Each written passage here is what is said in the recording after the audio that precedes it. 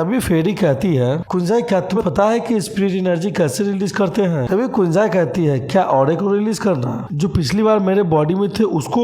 Queen कहती है, नहीं, मैं तुम्हारे बॉडी में ऑरे को फील कर रही हूँ। जैसा मैं कर रही हूँ ठीक तुम वैसा ही अपने हाथों में ऑरे को ट्रांसफॉर्म कर सकती हो। और हम देखते हैं कि फेरी भी अपने ऑरे को हाथ में इकट्ठा कर लेती है। ये देखकर कुंजाई कहती है, ठीक है, मैं भी कोशिश करती हूँ। फेरी कहती है, हाँ ठीक है, तुम अपना समय लो और इस पर पूरा कॉन्सेंट्रेट करो। और हम देखते हैं कि उसके थोड़ा सा ही कॉन्सेंट्रेशन करने के बाद उसके हाथों में ऑरा इकट्ठा होने लगता है, गेंद के आकार का एनर्जी इकट्ठा होने लगता है। ये देखकर फेरी कहती है, हाँ सही है, तुम थोड़ा और कॉन्सेंट्रेशन इकट्ठा करो। और हम देखते हैं कि कुंजाई जैसे ही थोड़ा और कॉन्सेंट्रेशन लगाती है उसके हाथों से बहुत ज्यादा एनर्जी रिलीज होने लगती है, जो कि उस एनर्जी का लेवल आसमानों तक पहुंच जाती है। ये करने के बाद कुंजाई कहती है कि ये कैसा था, क्या मैंने सब कुछ ठीक किया ना? तभी हम देखते हैं कि सभी लोग घूर घूर कर कुंजाई को ही देख रही होती है और वो कहती है कि तुम्हें क्या हुआ है, इतनी ज्यादा एनर्जी रिलीज करने के बावजूद तुम लोग मुझसे पूछ रहे हो? ये देखकर कुंजाई कहती है कि तुम लोग को क्या हुआ है, तुम लोग इस तरह के रिएक्शन क्यों दे रहे हो? चेनसाओ घबराते हुए कहता है कि तुम इस सब बातों को छोड़ो, कुंजाई तुम्हें अपने स्पेशल पावर को मुझे दे देना है। कुंजाई कहती है, ठीक है। अगले सीन में हम देखते हैं कि सभी लोग बैठे होते हैं और चार्म ऑफ स्टार नेकलेस सामने होता है। तभी चेनसाओ कहता है, कुंजाई क्या तुम तैयार हो? तभी हम कुंजाई को देखते हैं जो अपने हाथों में एनर्जी इकट्ठा करने लगती है। उसके बाद क्वीन भी अपने हाथों में एनर्जी को इकट्ठा करने लगती है। और हम फेरी और हिना को भी देखते हैं जो अपने हाथों में एनर्जी को इकट्ठा करने लगती है। और हम देखते हैं कि सब लोग मिलकर अपने एनर्जी को उस लॉकेट में डालने लगता है। और तभी हम देखते हैं कि उस स्पिरिचुअल पूल का पानी आकर के उस लॉकेट में जाने लगता है। तभी हम देखते हैं कि वो चार्म्स ऑफ स्टार नेकलेस चमकने लगता है। चेनसाओ अपने आंखों की पावर से देखता है कि चार्म्स ऑफ स्टार नेकलेस अब रिएक्ट करने लगा है। तभी चेनसाओ कुंजाई से कहता है कि तुम मुझे और भी स्पिरिचुअल पावर दो। हम देखते हैं कि कुंजाई चेनसाओ को और भी ज्यादा पावर देने लगती है। हम देखते हैं कि कुंजाई और भी अपना ज्यादा एनर्जी उस लॉकेट पे डालने लगती है। तभी वो लॉकेट अचानक से चमकने लगता है। ये देखकर चेनसाओ कहता है, आखिरकार यहाँ पे क्या हुआ है? तभी हेना कहती है, क्या हम लोग से कुछ गलती हो गई है? तभी हम देखते हैं कि वो लॉकेट बहुत ज्यादा चमक रहा होता है और उसके आसपास बहुत ज्यादा एनर्जी इकट्ठा हो गई होती है। तभी हम देखते हैं कि कुंजाई घबराते हुए कहती है, चेनसाओ क्या मैंने कोई गलती तो नहीं कर दी है? चेनसाओ कहता है, नहीं, हम लोगों ने अपना काम कर लिया है। और हम देखते हैं कि चार्म्स ऑफ स्टार नेकलेस का पावर फिर से ठीक हो जाता है। तभी कुंजाई कहती है, आखिरकार ये काम हो ही गया। और हम देखते हैं कि उसके बाद वो बेहोश होने लगती है। ये देखकर फेरी कहती है, कुंजाई तुम्हें क्या हो रहा है? अगले सीन में हम देखते हैं कि चेनसाओ सभी के पास जाकर झुकते हुए कहता है, आप चारों को मेरी मदद करने के लिए बहुत बहुत शुक्रिया। फेरी कहती है, पहले तुमने मेरी मदद की है, उसके बाद मैंने तुम्हारी मदद की है, तो मुझे भी तुम्हें थैंक यू कहना चाहिए। तभी चेनसाओ कुंजाई से कहता है कि तुमने मेरे लिए अपने बहुत सारे स्पिरिचुअल पावर को रिलीज कर दिया है, मैं तुम्हें कुछ देर बाद अब यहाँ से भेज दूंगा। कुंजाई कहती है, मैं बिल्कुल ठीक हूँ, तुम मेरे बारे में चिंता मत करो। और वो कहती है कि ये मेरी माँ का होम टाउन है, तो मैं यहाँ पे कुछ और दिन रहना चाहती हूँ। तभी क्वीन कहती है, 2 दिनों बाद जीलिंग ह्यूमन कंट्री में बहुत बड़ा फेस्टिवल है,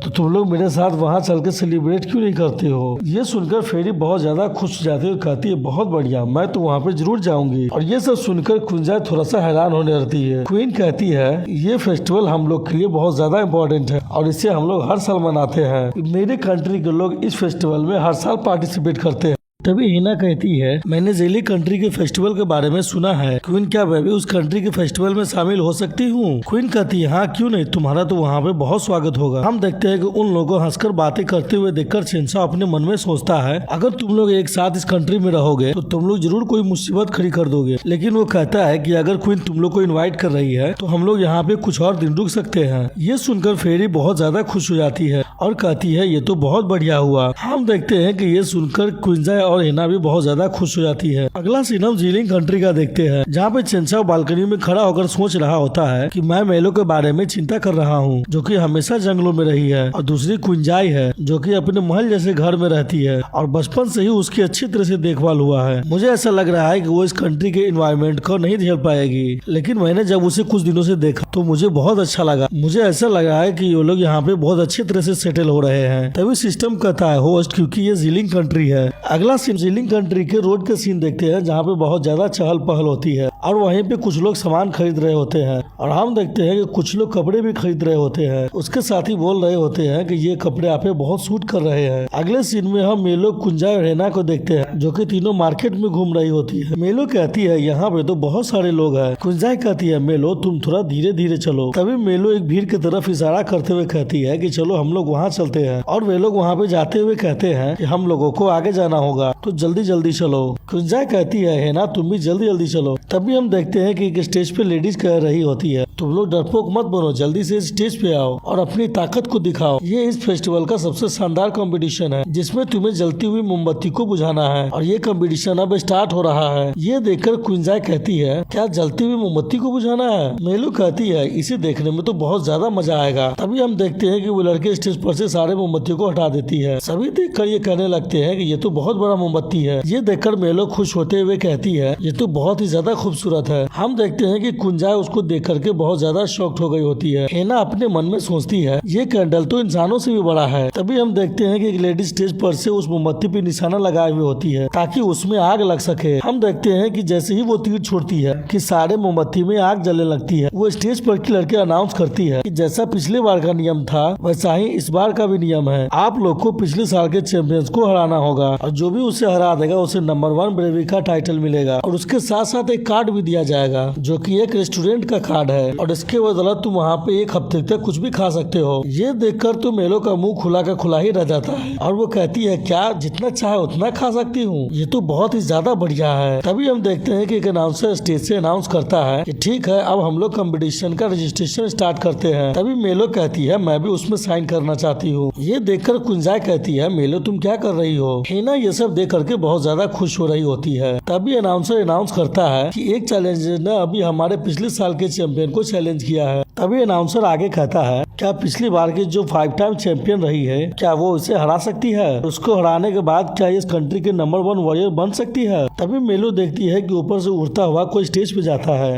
अनाउंसर अनाउंस करता है कि ये डेटली रोज है और इसका नाम शू मुरोंग है। हम देखते हैं कि सभी लोग मुरोंग मुरोंग चिल्ला रहे होते हैं और उसका बॉडी बहुत ही ज्यादा हेल्दी होता है। तभी अनाउंसर अनाउंस करता है कि जिसने भी हमारे चैंपियन को चैलेंज करने की हिम्मत की है वो प्लीज स्टेज पे आ जाए। तभी हम देखते हैं कि मेलो हंसते हुए आगे बढ़ने लगती है। ये देखकर कुंजा कहती है मेलो जरा तुम ध्यान से रहना। मेलो कहती है तुम बस मुझे देखो कि मैं क्या करती हूँ। हम हेना को देखते हैं जो मेलो को चीयर अप कर रही होती है। तभी मेलो स्टेज पे जंप करती है, जंप करके वहाँ चली जाती है। अनाउंसर कहता है चैलेंजर यहाँ पे आ गया है, क्या मैं जान सकता हूँ कि इस चैलेंजर का नाम क्या है? हम देखते हैं कि मेलो सू मोरन के सामने खड़ी होती है। मेलो कहती है कि मेरा नाम मेलो है। तभी सू मोरन हंसते हुए कहती है कि छोटी बच्ची मैं तुम पे कोई दया नहीं दिखाने वाली हूँ। मेलो कहती है तुम्हें मेरे बारे में नहीं बल्कि खुद के बारे में चिंता करनी चाहिए। तभी अनाउंसर अनाउंस करता है क्या मेलो हमारे 5 बार रहे चैंपियन को हरा पाएगी? ये डेडली रोज है और ये पिछली 5 बार से इस कंपटीशन की चैंपियन रही है। अब मैं अनाउंस करती हूँ ये कैंडल बुझाने का 18वां कॉन्टेस्ट है और ये ऑफिशियली अब शुरू होता है। हम देखते हैं कि दोनों कॉम्पिटिटर एक दूसरे की आंखों में घूर घूर के देख रहे होते हैं। तभी वो दोनों मोमबत्ती के पास जाके खड़े हो जाते हैं। सू मोरन कहती है मैं तुम्हें पहला चाल चलने का मौका देती हूँ। मेलो कहती है इसकी जरूरत नहीं है। सू मोरन कहती है ठीक है तो पहले मैं ही स्टार्ट करती हूँ। मेलो कहती है हाँ क्यों नहीं जरूर। तभी हम देखते हैं कि सू मोरन अपना पोजीशन ले लेती है जिसे देखकर सारा भीड़ कह रही होती है क्या फिर से ये वही सब करने वाली है? भीड़ में से एक लेडी कहती है इस कंपटीशन के लिए इसने ये यूनिक स्किल सीखी है। दूसरा लड़की कहती है मैं फिर से ये स्किल आज देख रही हूँ। तीसरा लड़की कहती है कि इसी पावर की वजह से वो पिछले 4 सालों से चैंपियन बनी हुई है। मैंने इसके बारे में सुना है ये अपनी हवा को फूंक करके ये अपने मुंह से इतनी जोरदार हवा फूंकती है कि इसे दरख्त भी चीर जाए और ये हवा के बहने का डायरेक्शन भी चेंज कर सकती है। तो क्या इसे कोई हरा पाएगा? तभी हम देखते हैं कि सू मोरन जोर से फूंक मारती है और हम देखते हैं कि सारी मोमबत्तियां उस हवा के वेव के कारण बुझ जाती है। ये देखकर सारे ऑडियंस कहने लगते हैं ये कितना अद्भुत है। दूसरा लेडी कहती है ये तो बहुत ज्यादा पावरफुल है। तीसरा लेडी कहती है क्या यही सू मोरन की पावर है? तभी अनाउंसर अनाउंस करता है कि सू मोरन ने 7 कैंडल को बुझा दिया और उसने एक नया रिकॉर्ड बना लिया है। क्या मेलो अभी उससे जीत पाएगी? सू मोरन मेलो से कहती है बच्ची अब तुम्हारी बारी है। तभी मेलो अपना पोजीशन लेते हुए कहती है कि मैं ये मानती हूँ कि तुम इंसान होने के नाते बहुत ही ज्यादा पावरफुल हो। तभी वो कहती है ठीक है अब मैं ट्राई करती हूँ। और हम देखते हैं कि वो खड़ा होकर अपने पावर को रिलीज करने लगती है, जिसके वजह से सुमोनन भी घबराने लगती है। इधर हम देखते हैं जहाँ पर कुंजाई कहती है कि मेलो तुम ये कर सकती हो। हिना कहती है मेलो तुम अपना सबसे बेस्ट ट्राई करना। तभी हम देखते हैं कि मेलो एक फूंक मारती है और उसके उस फूंक का वेव बहुत दूर तक जाता है। हम देखते हैं कि उसका वेव इतना पावरफुल होता है कि उस वेव को चेनसाओ महल से देख लेता है। और जैसे ही सभी वो पावरफुल वेव को देखते हैं कि सभी और अनाउंसर के साथ सभी का मुंह खुला का खुला रह जाता है। ये देखकर सुमोनन कहती है कि ये क्या हुआ है। मेलो कहती है तुम इतना घबरा क्यों रही हो। तभी हम देखते हैं कि वो 10 कैंडल बुझ गई होती है। इधर मेलो हंसते हुए स्टेज से दूसरी तरफ आ रही होती है। तभी अनाउंसर घबराते हुए कहता है कि मेलो ने 10 मोमबत्ती को बुझा दिया है। तभी सुमोनन घबराते हुए कहती है मेलो आखिरकार तुम कौन हो। मेलो कहती है कि मेरा नाम मेलो है और मैं एक फेरी हूँ। ये सब नजारा देख करके चिंसा कहता है कि वहाँ पे क्या हुआ है। तभी पीछे से क्वीन कहती है तुम चिंता मत करो, मेलो और बाकी लोग सब ठीक है। वे लोग कैंडल बुझाने वाले कंपटीशन में गए हुए हैं। तभी चिंसा कहती है महारानी आप यहाँ पे हैं। तभी क्वीन कहती है कि तुम लोग उसे क्यों बुला रहे हो, सेलिब्रेशन तो अभी स्टार्ट ही हुआ है। मैं अब अपने कपड़े बदलने के लिए जा रही हूँ तो तुम्हें भी तैयार हो जाना चाहिए। चिंसा कहता है ठीक है। अगला सीन हम रात का देखते हैं जहाँ पर बहुत सारे गाने बजाने हो रहे होते हैं और महल के पास बहुत ज्यादा भीड़ भी होता है। तभी एक लेडीज कहती है कि महारानी यहाँ पे आने वाली है, सभी लोग मिलकर महारानी का स्वागत कीजिए। हम देखते हैं कि क्वीन वहाँ पे जैसे ही आने वाली होती है सारी गार्ड्स अटेंशन पोजीशन में खड़ी हो जाती है। तभी हम महारानी को देखते हैं जिसे देखकर सभी लोग कह रहे होते हैं ऊपर वाला आपको हमेशा खुश रखे, हमेशा सलामत रखे। ये देख करके कुंजाई कहती है ओ माय गॉड महारानी तो बहुत ज्यादा खूबसूरत लग रही है। इधर हम फेरी को देखते हैं जिसे इन सभी बातों से कोई फर्क नहीं पड़ता है, वो बस अपना खाना खाने में लगी हुई रहती है। क्वीन कहती है कि ये फेस्टिवल बहुत पुराने समय से मनाया जा रहा है और आज के दिन हमारे कंट्री में कोई भी मांस नहीं खाता है। वो इसलिए क्योंकि आज के दिन हम लोग नेचर को धन्यवाद करते हैं जिसने हम लोगों को खाना खिलाया है। और इस फेस्टिवल में मैं एक इंसान का शुक्रिया अदा करना चाहती हूँ जिसने मेरी और हमारी कंट्री की बहुत ज्यादा मदद की है और उसने जिमो रिवर की परेशानियों को भी दूर करने में मेरी मदद की है। इधर हम चेंसा को देखते हैं जो सीढ़ियों से महारानी के पास जा रहा होता है और वो अपने मन में सोच रहा होता है कि मैंने ये कभी सोचा भी नहीं था कि महल में मैं इस तरह से जाऊंगा। इधर महारानी अनाउंस कर रही होती है कि इसने स्प्लिट माउंटेन से फ्लावर को लाने के लिए अपनी जिंदगी का भी फिक्र नहीं किया है, वो हमारा सेवियर है और उसका नाम चेनसाओ है। चेनसाओ अपने मन में सोचता है कि मुझे अपने बीते हुए समय को याद करके बहुत ज्यादा अच्छा लग रहा है। तभी हम देखते हैं कि चेनसाओ क्वीन के पास जाता है और झुक जाता है और कहता है ये सब महारानी की कृपा की वजह से हुआ है। तभी क्वीन कहती है कि तुम इस कंट्री में रह करके अब आनंद उठा सकते हो। ये सुनकर चेनसाओ कहता है इसके लिए महारानी का बहुत शुक्रिया। और महारानी चेनसाओ को कुछ जड़ी बूटी देते हुए कहती है ये इनाम तुम्हें मेरी कंट्री की मदद करने के लिए है। और चेनसाओ जैसे उस जड़ी बूटी को देखता है वो एकदम से शॉक्ड हो जाता है कि ऐसी जड़ी बूटी तो मैंने केवल नोवेल के खजानों में ही देखा है। इधर सिस्टम वहाँ हाजिर होता है और कहता है कि ये अल्टीमेट खजाना है, अगर तुम इसे खा लेते हो तो तुम्हारे मसल और हड्डी में केवल ताकत ही नहीं बल्कि तुम्हारा कल्टीवेशन बेस भी बहुत सालों तक बढ़ जाएगा। ये सुनकर चेनसाओ कहता है अगर मैं इसे एक बार खाऊंगा तो मैं मर ही जाऊंगा। सिस्टम कहता है मगर तुम इन सबको एक बार क्यों खाओगे। इधर क्वीन कहती है तुम इसे एक्सेप्ट कर लो, ये तुम्हारे शरीर तुम्हारे कल्टीवेशन के लिए बहुत ज्यादा अच्छा होगा। चेनसाओ उसे ले लेता है और कहता है कि महारानी इसके लिए आपका बहुत बहुत शुक्रिया। तभी हम देखते हैं कि क्वीन कहती है मैं अब अनाउंस कर रही हूँ कि सेलिब्रेशन अभी से स्टार्ट किया जाए। तभी हम देखते हैं कि वहाँ पर बहुत सारे पटाखे फूटने लगते हैं। ये देखकर कुंजाई कहती है ये तो देखने में बहुत ज्यादा खूबसूरत लग रहा है। हम देखते हैं कि मेलो और हिना भी बहुत ज्यादा खुश हो रही होती है। तभी फेरी देखती है कि सुमोनन वहाँ से जा रही होती है। फेरी कहती है कुंजाई मैं भी थोड़ी देर में आ रही हूँ। कुंजाई कहती है हाँ मगर ध्यान रखना। और हम देखते हैं कि वहाँ पर नाच गाना शुरू हो जाता है। सभी लोग कह रहे होते हैं कि इस फेस्टिवल में बहुत ज्यादा आनंद आता है और इस फेस्टिवल को मनाने के बाद हमारे किंगडम में बहुत कम खतरे आते हैं। तभी हम एक शख्स को देखते हैं जो बाहर से उस कंट्री को देखते हुए कहता है तो जिलिंग कंट्री आज बहुत ज्यादा खुश है। तभी वहीं पे हम दो शख्स को देखते हैं जहाँ पे वो कहता है क्या अब हम लोग को अपना प्लान स्टार्ट करना चाहिए। अगले सीन में हम एक अनाथालय को देखते हैं जहाँ पर सुमोनन सारे बच्चों के लिए गिफ्ट लाई होती है। ये सब फेरी छुप छुप कर देख रही होती है।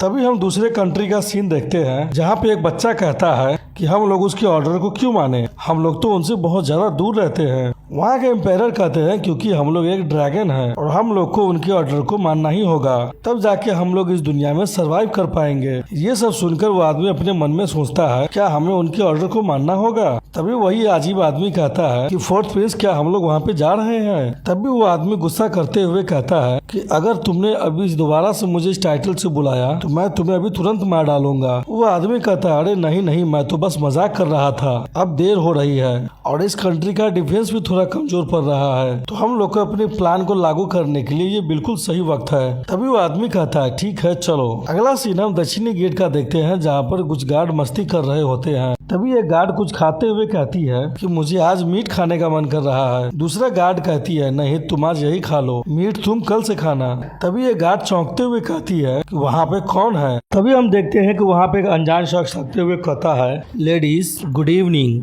मैं यहाँ पे कुछ चीज भूल गया हूँ, तो क्या मैं उसे अंदर जाकर ढूंढ सकता हूँ। सारे गार्ड्स कहती है आज सेलिब्रेशन खत्म होने वाला है तो तुम्हें वापस चला जाना चाहिए। वो आदमी कहता है तब तो ये बहुत बुरा हुआ क्योंकि मैं अभी सिटी में जाना चाहता हूँ। वो गार्ड कहती है मैं तुम्हें लास्ट वार्निंग दे रही हूँ, तुम यहाँ से चले जाओ। वो आदमी कहता है तुम्हारे पीछे कुछ है। तभी वो गार्ड कहती है मैंने पहले ही तुमसे कहा है कि तुम यहाँ से चले जाओ। तभी हम देखते हैं कि उस गार्ड के पीछे से ब्लैक कलर का कुछ आने लगता है। ये देखकर उसके साथी बोलते कैप्टन पीछे देखिए क्या है। हम देखते हैं कि वो जैसे पीछे घूमती है तो वो ब्लैक एनर्जी उसे घेर लेता है। अगले सीन में हम देखते हैं कि वो आदमी दरवाजा खोल के अंदर जा रहा होता है और कह रहा होता है कि मैंने इन सभी को पहले ही कहा था कि मुझे अंदर आराम से जाने दे, तब इन लोग का ये हाल ना होता। हम देखते हैं कि सारे गार्ड्स वहीं पे मरे हुए होते हैं। अगला सीन हम क्वीन के पैलेस का देखते हैं जहाँ पे दावत चल रही होती है। क्विंजाई कहती है जब हम लोग यहाँ से जाएंगे तो कुछ सामान ले जाना चाहते हैं। क्वीन कहती है ठीक है, मैं तुम लोग से अगली बार जरूर मिलना चाहूंगी। टीना कहती है मैं भी वहाँ पे जाना चाहूंगी। इधर हम चेंसा को देखते हैं जो कि एक नाचने वाली लड़की का वीडियो बना रहा होता है और वो कह रहा होता है कि ये लड़की बहुत ज्यादा खूबसूरत है और ये तो पूरा रॉयल डांस कर रही है। इस पे बहुत सारे लोग आकर्षित होकर के इस पे बहुत सारे लाइक भी देंगे। हम देखते हैं कि डांसर चेंसा को ऐसा करता देख ये मन में सोच रही है कि आखिर ये कर क्या रहा है। तभी हम देखते हैं कि पीछे से एक मेड आती है और क्वीन से कहती है महारानी पिछले महारानी ने आपको और मैजिकल डॉक्टर चेंसा को याद किया है। क्वीन कहती है ठीक है मैं समझ गई हूँ, पहले हमारे इन दोनों गेस्ट को आराम करने के लिए ले जाओ। वो मेड कहती है ठीक है महारानी मैं समझ गई हूँ। तभी क्वीन खड़ी होती है और कहती है मैं आज के सेलिब्रेशन से बहुत ज्यादा सेटिस्फाइड हूँ, लेकिन अब बहुत ज्यादा देर हो गई है, इसलिए इस दावत को अब हम लोग यहीं खत्म करते हैं और मैं आशा करती हूँ कि जीलिंग कंट्री में इसी तरह से खुशियाँ बनी रहे। सारे मंत्री लोग महारानी को ग्रीट करने लगते हैं। तभी क्वीन कहती है चेंसा तुम मेरे साथ चलो। इधर हम मेड को देखते हैं जो हेना और क्विंजाई को अपने साथ ले जा रही होती है। चेंसा कहता है महारानी क्या कोई बात है। क्वीन कहती है नहीं कोई बात नहीं है, बस तुम यहाँ पे थोड़ी देर रोको, मैं अपना ड्रेस चेंज करके आती हूँ, तब हम लोग फर्स्ट एम्पायर से मिलने के लिए जाएंगे। ये सुनकर चेंसा शॉक्ड होते हुए कहता है क्या फर्स्ट एम्पायर।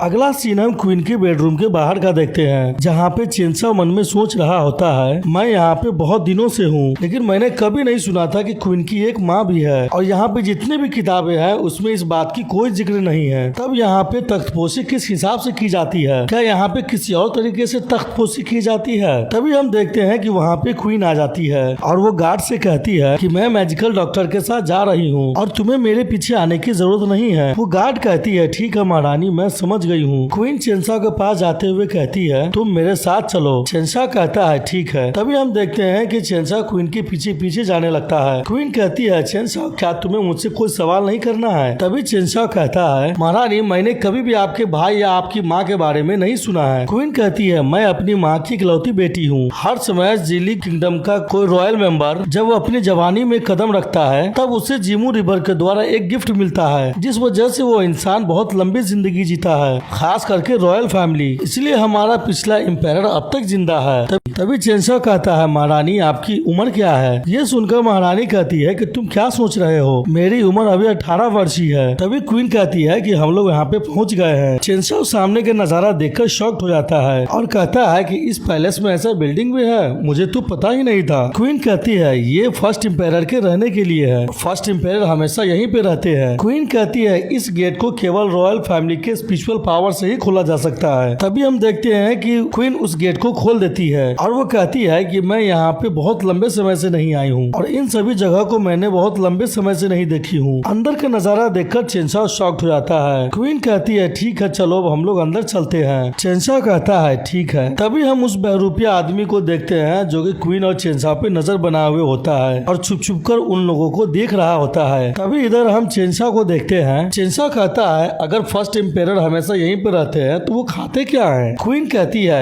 वे लोग एनर्जी पे जिंदा रहते हैं। क्वीन आगे कहती है अगर मैं सच कहूँ मेरे अलावा तुम इकलौते ऐसे इंसान हो जिसे पिछले एम्पायर ने तुम्हें यहाँ बुलाया है और ये इस कंट्री की फाउंडेशन है और इस कंट्री के जो पहली एम्पायर थी वो भी यहीं आई थी। तभी हम अंदर का सीन देखते हैं जहाँ पे बहुत बड़ा महल होता है। क्वीन कहती है हम लोग यहाँ पे आ गए हैं। ये देखकर चेंसाओ कहता है यहाँ पर तो अंडरग्राउंड पैलेस है और वो नदी को देखते हुए कहता है ये किस तरह का स्पिरिचुअल वाटर है। क्वीन कहती है ये जीमू नदी का सोर्स है या फिर तुम मुझसे ऐसा कह सकते हो इस कंट्री की जितने भी एम्पायर थी वो सभी इनकी प्रोडक्ट करते थे। ये सुनकर चेंसाओ कहता है क्या इस नदी के प्रोडक्ट करते थे। तभी क्वीन दरवाजे के पास जाते हुए कहती है क्या फर्स्ट एम्पायर अंदर है और हम देखते हैं कि वो दरवाजे के सामने झुक जाती है और कहती है ये बच्ची उनके माँ से मिलने के लिए प्रणाम करती है। तभी हम देखते हैं कि ये देखकर चेंसाओ भी झुक जाता है और कहता है कि मिरेकल डॉक्टर भी फर्स्ट एम्पायर से मिलना चाहता है। तभी हम देखते हैं कि वो गेट खुद से खुल जाता है और अंदर से एक डरावना ऑरा निकल रहा होता है। ये देखकर चेंसाओ घबराते हुए कहता है ये मुझे किस तरह की फीलिंग्स हो रही है। तभी क्वीन कहती है चलो हम लोग अंदर चलते हैं। चेंसाओ दौड़कर जाते हुए कहता है महारानी आप रुकिए मैं भी आ रहा हूँ। तभी चेंसाओ कहता है कि ये किस तरह का जगह है। क्वीन कहती है तुम्हें क्या हो गया है। तभी चेंसाओ वहाँ के स्टैचूज को देखकर कहता है ये सब किसकी स्टैचू है। तभी क्वीन कहती है अब तक इस कंट्री की जितने भी एम्पायर हुए हैं ये सब उन्हीं लोग की स्टैचू है।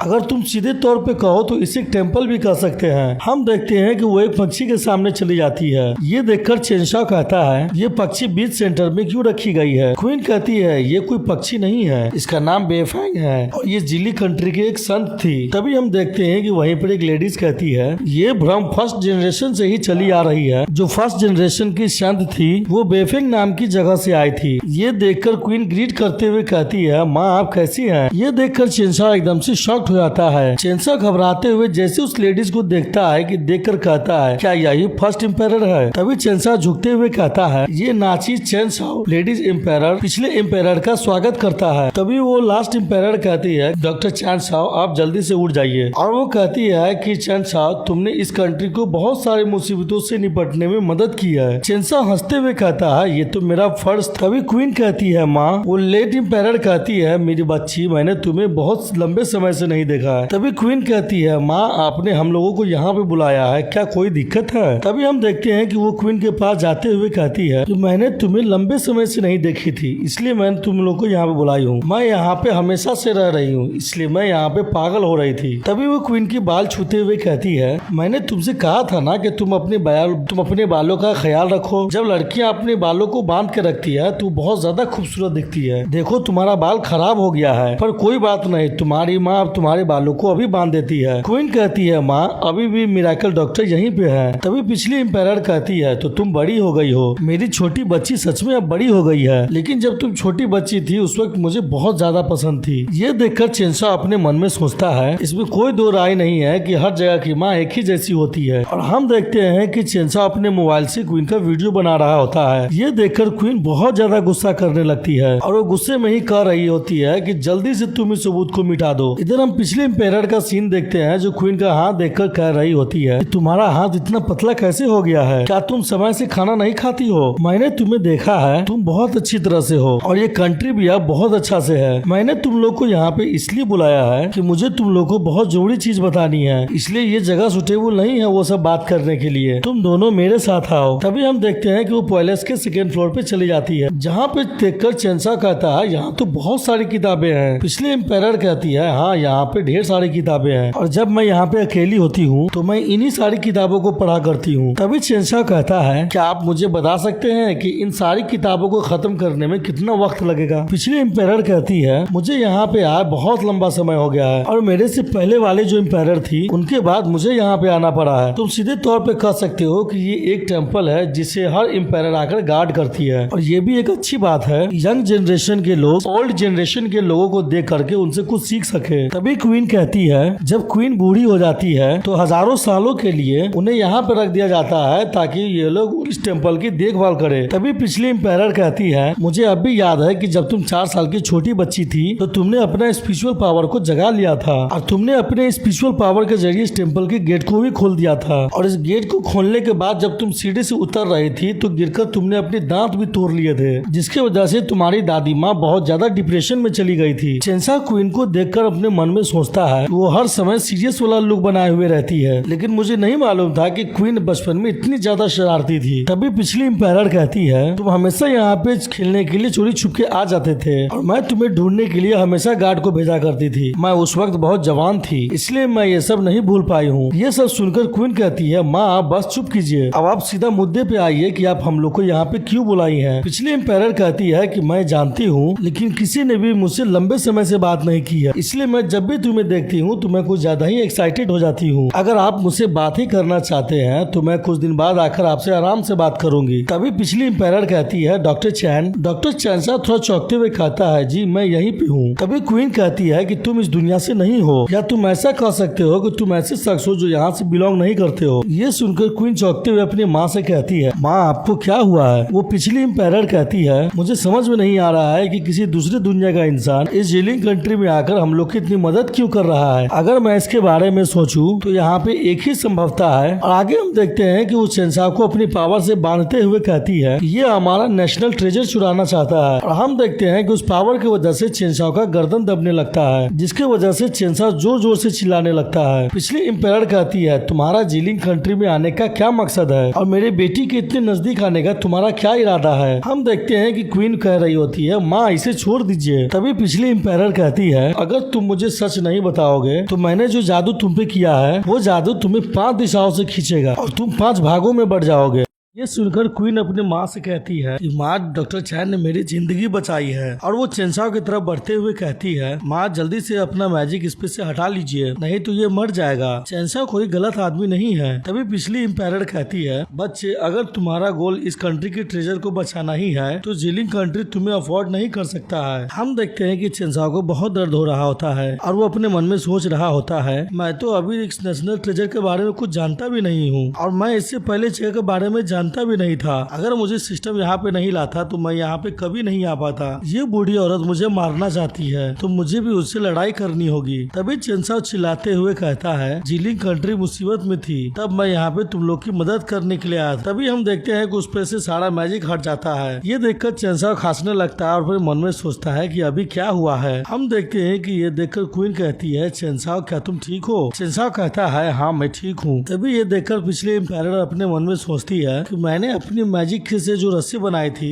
और इस लड़के को जिस रस्सी से बांधा था वो डिसअपेयर हो गया है, क्या ये वही है। तभी चेंसाओ अपने मन में सोचता है क्या ये किसी तरह की डीमन है, मुझे इसके लिए बहुत बुरा फीलिंग हो रहा है। तभी हम देखते हैं कि सिस्टम ओपन हो जाता है। तभी चेंसाओ उसमें पढ़ता है एक हिडन टास्क ओपन हो गया है, मुझे जीलिंग कंट्री को गार्ड करना है और ये टास्क बहुत ज्यादा डिफिकल्ट है। ये सुनकर चेंसाओ अपने मन में सोचता है ये क्या चीज है, ये एक हिडन टास्क है और मुझे जीलिंग कंट्री को सेफ रखना होगा और इसका डिफिकल्टी एस रैंक का है। ये देखकर चेंसाओ बहुत ज्यादा घबराने लगता है। लास्ट एम्पायर कहती है डॉक्टर चेंसाओ मैं तुम्हें जज कर रही थी कि तुम कैसे बंदे हो और मेरे जो हस्बैंड थे उसको भी मेरी माँ ने ऐसे ही जज किया था। ये देखकर चेंसाओ अपने मन में घबराते हुए सोचता है कि पिछली एम्पायर बहुत ही ज्यादा समझदार है, उसने ये सब चीज मेरे साथ किया है और अब वो कह रही है कि ये सब उसने अपने कंट्री के भलाई के लिए की है। क्वीन और इसकी माँ दोनों एक जैसी है। तभी पिछली एम्पायर कहती है जिस रस्सी से मैंने तुम्हें बांधा था उसे सच्चाई की रस्सी कहते हैं और उसको बांधने के बाद जो भी झूठ बोलता है उसे बहुत ज्यादा दर्द होता है, लेकिन तुमने वो टेस्ट पास कर लिया है। हो सकता है कि सालों पहले जो भविष्यवाणी की गई थी और उसमें जिस शख्स के बारे में बताया गया था वो तुम ही हो। ये सुनकर चेंसाओ और क्वीन दोनों शॉक्ड हो जाते हैं और कहते हैं क्या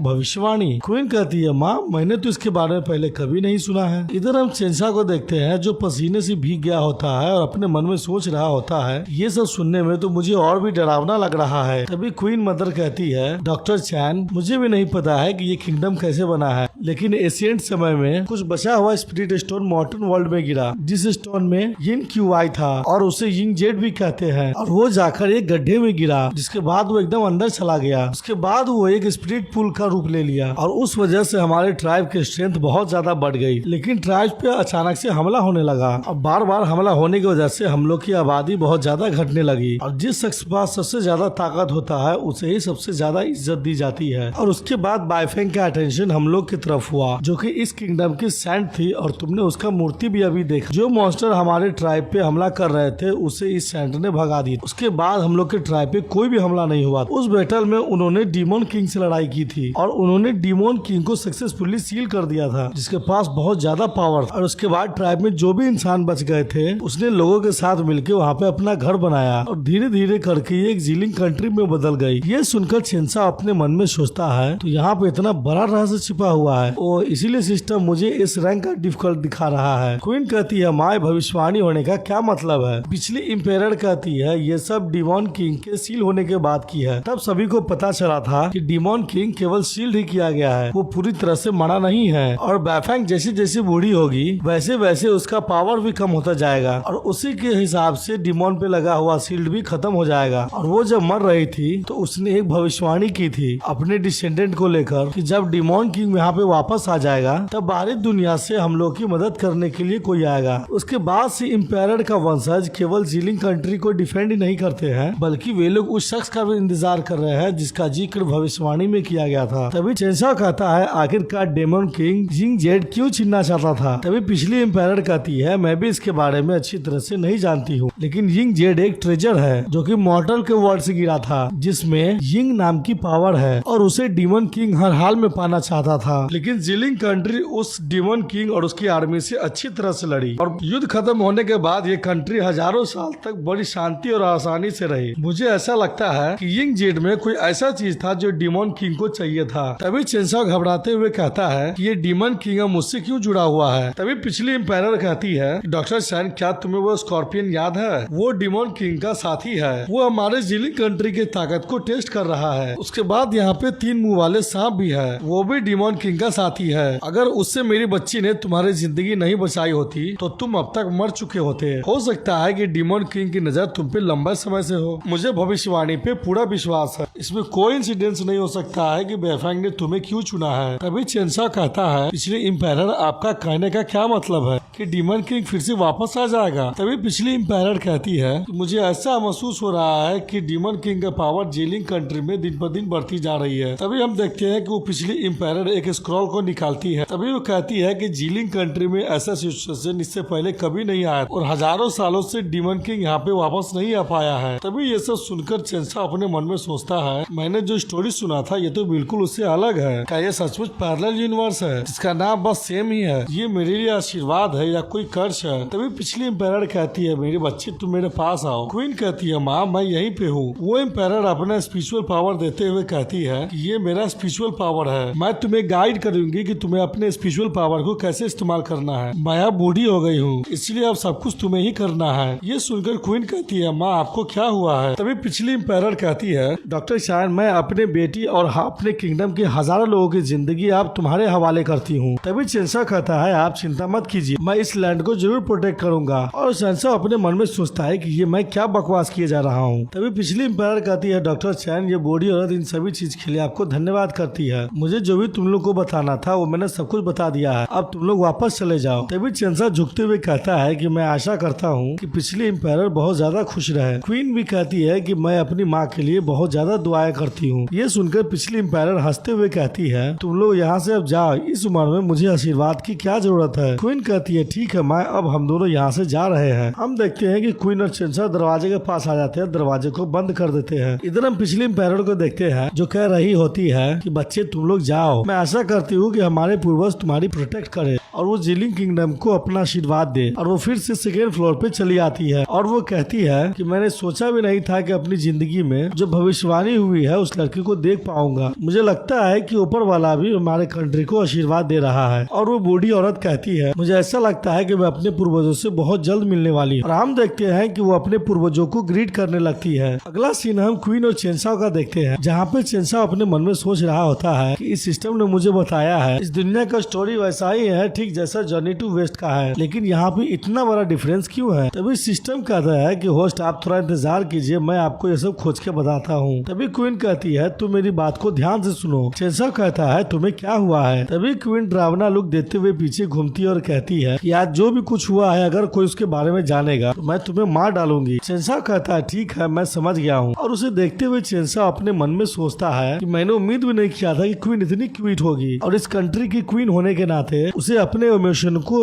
अपने अंदर दबा के रखना होता है। तभी हम देखते हैं वो अपने बालों से कुछ निकालती है और उसे देखते हुए कहती है कि माँ आप ठीक रहिएगा। और वो चेंसा से कहती है कि चेंसाओ तुम्हारा बहुत शुक्रिया, तुमने जीलिंग कंट्री के लिए बहुत कुछ किया है। चेंसा कहता है महारानी ये मैं अकेले नहीं किया हूँ, इसमें आपका भी बहुत बड़ा हाथ है। अगला सीन हम क्वीन जायका देखते हैं जहाँ पे वो हिना से बात कर रही होती है और वो कहती है कि मुझे अभी भी याद है कि जब मैं उसको स्कूल में गई थी तो चेंसा का प्रिंसिपल बहुत ज्यादा घबरा गया था। उस प्रिंसिपल को लगा था कि मेरी और चेंसा के बीच में दुश्मनी है और चेंसा ने मुझसे कहा था कि प्रिंसिपल को इतना डरे हुए उसने पहले कभी नहीं देखा था। ये सुनकर हेना बहुत ज्यादा हंस रही होती है। तभी क्विंजाई कहती है कि मेलो कहाँ गई है, वे तो अब तक वापस नहीं आई है। तभी हेना कहती है क्या मैं जाकर उसे देखूं? हेना कहती है कि मैं स्पीड पूल की गार्जियन थी और मैं दूसरे लोगों को स्पिरिचुअल पावर को सेंस कर सकती हूँ। हालांकि उस 3 मुंह वाले सांप ने मुझे बंदी बना लिया था, इसकी वजह से मेरा पूरा ताकत अभी वापस नहीं आया है, तो मैं तुमसे क्या थोड़ा स्पिरिचुअल पावर ले सकती हूँ? तभी क्विंजाई अपने हाथों में स्पिरिचुअल पावर को लाते हुए कहती है क्या ये ठीक है? हेना कहती है हाँ ये काफी होगा। तभी क्विंजाई कहती है ठीक है ये ले लो। हेना कहती है इसके लिए तुम्हारा बहुत शुक्रिया, और उस स्पिरिचुअल एनर्जी को लेकर वो अपने अंदर डाल लेती है और वो कहती है कि मैं अब सेंस कर पा रही हूँ कि मेलो इस कंट्री के वेस्ट में है और वो हम लोग से ज्यादा दूर नहीं है। तभी हेना क्विंजाई से कहती है कि ठीक है मैं अभी जाकर उसे वापस ले आती हूँ, आप यहाँ पर हम लोग के आने का इंतजार कीजिए। तभी क्विंजाई कहती है हेना तुम वहाँ पे कैसे जाने वाली हो, क्या तुम्हारे पास पंख है? हेना कहती है मैं उड़ नहीं सकती हूँ, लेकिन तभी हम देखते हैं कि वो अपने पावर का इस्तेमाल करने लगती है और वहाँ पे एक बीस्ट आ जाता है जो उड़ रहा होता है और वो कहती है कि मैं इस पे बैठ के जा सकती हूँ। ये देखकर क्विंजाई कहती है ये तो बहुत ज्यादा क्यूट है, क्या मैं इसे छू सकती हूँ? क्या ये तुम्हारा पेट है? हेना कहती है हाँ इसका नाम डूडू है और ये मेरा स्पेशल बीस्ट है। तभी हेना कहती है मैं डूडू क्या तुम मेलो को ढूंढने में मदद करोगी? और हम देखते हैं वो एक गाड़ी जैसे सामान में तब्दील हो जाता है। ये देखकर क्विंजाई कहती है ये तो बहुत अमेजिंग है, इसने तो बहुत जल्दी अपना रूप बदल लिया है। तभी क्विंजाई कहती है हेना क्या मैं भी तुम्हारे साथ चलूं? हेना कहती है नहीं मैं अभी इसे लेके आती हूँ, और उड़ते हुए कहती है कि तुम जाकर अब आराम कर लो। क्विंजाई कहती है कि तुम अब आराम से जाना और आना। अगला सीन हम अनाथालय का देखते हैं जहाँ पे सू मोरन कह रही होती है कि मैंने सोचा भी नहीं था कि तुम एक फेरी हो। तभी मेलो कहती है कि मैंने तुम्हारे जैसा ताकतवर इंसान अपने जिंदगी में कभी नहीं देखा है। सू मोरन कहती है मुझे ऐसा फील हो रहा है कि तुम एक अच्छी परी हो। तभी मेलो कहती है कि मुझे समझ में नहीं आ रहा है कि तुम जब इतना स्ट्रॉन्ग हो तो तुम यहाँ पे क्या कर रही हो? सू मोरन कहती है कि मैंने अपने दोस्तों के साथ एक वादा किया था, मैं पहले आर्मी की एक मेंबर थी और मैं अपने साथियों के साथ रहती थी और अपने कंट्री की सुरक्षा करती थी, लेकिन युद्ध में एक एक करके मेरे सारे साथी मारे गए, केवल मैं ही अकेली बच गई। और हम लोगों ने वादा किया था कि आखिरी में जो भी बचेगा वो सभी के बच्चों को लेकर के यहाँ से चला जाएगा और उसकी देखभाल करेगा। तो मैंने आर्मी को छोड़ दिया और मैं अनाथालय में आ गई, और इस अनाथालय के जो बड़े बच्चे होते हैं वो बाहर जाके काम कर सकते हैं ताकि इस अनाथालय को चलाया जा सके।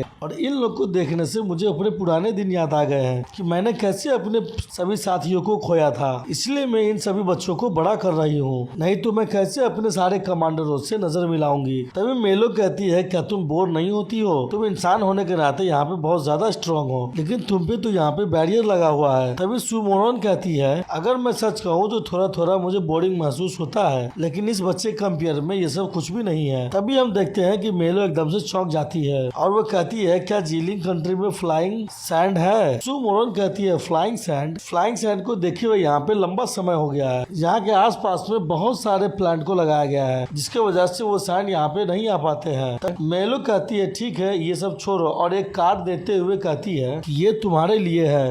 फेरी जाते हुए सू मोरन से कहती है कि अब लेट हो गया है, मुझे भी अब जाना चाहिए, नहीं तो मेरे दोस्त मुझे ढूंढने लगेंगे। तभी सू मोरन कहती है तुम रुको, और वो कहती है तुमने जो कार्ड दिया है उसे ले जाओ, मैं तुमसे गेम हार गई थी तो मैं इस इनाम को नहीं रख सकती हूँ, और तुम भी तो खाना को बहुत पसंद करती हो। तभी फेरी कहती है ये तुम्हारे लिए नहीं है, ये उन बच्चों के लिए है। सू मोरन कहती है ठीक है तो मैं इसे रख लेती हूँ और इसके लिए मैं तुम्हारा शुक्रिया अदा करती हूँ। फेरी वहाँ से जाते हुए कहती है कि मैं यहाँ से जा रही हूँ, मैं यहाँ पे दोबारा जरूर आऊंगी। सू मोड़न कहती है ठीक है, मैं भी तुम्हारा इंतजार करूंगी। और हम देखते हैं कि फेरी यह कह के वहाँ से उड़ जाती है और अपने मन में सोचती है हो सकता है कि क्विंजाई सो गई होगी, अब यहाँ पे अंधेरा हो गया है, मुझे पहले ही यहाँ से जाना चाहिए था। तभी वहाँ पे कुछ सैंड को देखती है और वो कहती है कि फ्लाइंग सैंड यहाँ पे क्या कर रहा है, यहाँ के आसपास तो कहीं भी रेगिस्तान नहीं है। और वो उस सैंड का पीछा करते हुए कहती है ये सैंड तो इस तरफ जा रहा है। और वो जैसे ही नीचे देखती है वो कहती है कि सभी लोग कहाँ गए हैं, और जा कह के वो नीचे उतर जाती है। वो कहती है कुछ समय पहले तो वहाँ पे बहुत सारे लोग थे, अब सब कहाँ पे चले गए, और यहाँ पे सैंड तो बढ़ते ही जा रहे हैं। तभी हम देखते हैं कि पीछे से फेरी पे कोई हमला कर देता है। फेरी अपने मन में सोच रही होती है क्या यहाँ पे कुछ हुआ है। तभी वो उस सैंड के हमले से बच जाती है और वो कहती है कि तो तुम्हें सचमुच लगा था मैं तुमसे बेवकूफ बन जाऊंगी। और हम देखते हैं कि उस पर और भी ज्यादा हमला होने लगता है। फेरी उन सभी हमलों से बच रही होती है और हम देखते हैं कि उस सैंड से स्मेल आ रहा होता है, जिसे देखकर फेरी कहती है इसका स्मेल तो मुझे कुछ जाना पहचाना सा लग रहा है। केवल एक ही शख्स है जो ऐसा स्मेल करता है और उसका नाम हुआंग फैंगलिंग है। तभी हम उस शख्स को देखते हैं जो अपने मन में सोचता है ये सचमुच फेरी है, और वो अपने मन में सोचता है इसलिए मुझे हाना क्लैन के लोगों से बहुत ज्यादा नफरत है, जो बहुत ज्यादा सेंसिटिव होती है और वो दूसरे को स्मेल करके बता सकती है कि वो कौन है। तभी फेरी कहती है तुमने मेरे पूरे परिवार को मार दिया है, जिसकी वजह से मेरा पूरा फैमिली हर जगह बिखर गया है, क्या तुम अभी हम लोग को मारना चाहते हो। तभी वो शख्स कहता है कि तुम मुझे गलत मत समझो, मैं यहाँ पे तुम्हारे लिए नहीं आया हूँ, क्योंकि तुम्हारे फैमिली से मुझे कोई खतरा नहीं है। फेरी आगे की तरफ दौड़ते हुए कहती है कि मैं तुम्हें नहीं छोड़ने वाली हूँ। तभी इधर से वो शख्स कहता है अगर तुम उन सभी को मारना चाहते हो तो ये तुम्हारे लिए नामुमकिन होगा। हम देखते हैं कि फेरी उड़ के उसके पास आ जाती है और वो उस पर हमला करने वाली होती है। तभी वो शख्स कहता है इस बार हम लोग जेली किंगडम के लिए आए हुए हैं। और हम देखते हैं कि फेरी जैसे ही उस पर हमला करती है वो शख्स उस हमले को डॉज कर लेता है। ये देखकर फेरी एकदम से शॉक्ड हो जाती है और कहती है तभी वो शख्स कहता है मैं इन सभी चीजों में अच्छा नहीं हूँ, लेकिन मुझे बहुत जल्दी गुस्सा आता है। तभी हम देखते हैं कि फेरी उस पर दोबारा से हमला कर देती है, लेकिन वो फिर से उस हमले को डच कर लेता है। वो शख्स कहता है तुम क्या कर लोगी। फेरी कहती है मैं तुम्हें फिर से दोबारा कोई गलत काम नहीं करने दूंगी। और हम देखते हैं कि वो अपने पूरे पावर से उस पर हमला करने वाली होती है। तभी वो शख्स कहता है तुमने ये हमला करने में बहुत देर कर दी हो। और हम देखते हैं कि वहाँ पे एक जोरदार धमाका होता है, फेरी नीचे गिर जाती है और वो नीचे गिरते हुए कहती है तुम जहाँ से आए हो वहाँ लौट जाओ। फेरी जैसे ही उस आदमी को देखती है कि एकदम से शॉक्ड हो जाती है। उस आदमी के आसपास सैंड उड़ रहा होता है। वो आदमी कहता है मुझे तुम्हें मानना होगा, तुम मेरे इतनी नजदीक थी फिर भी तुम्हें थोड़ा भी खरोच नहीं आया।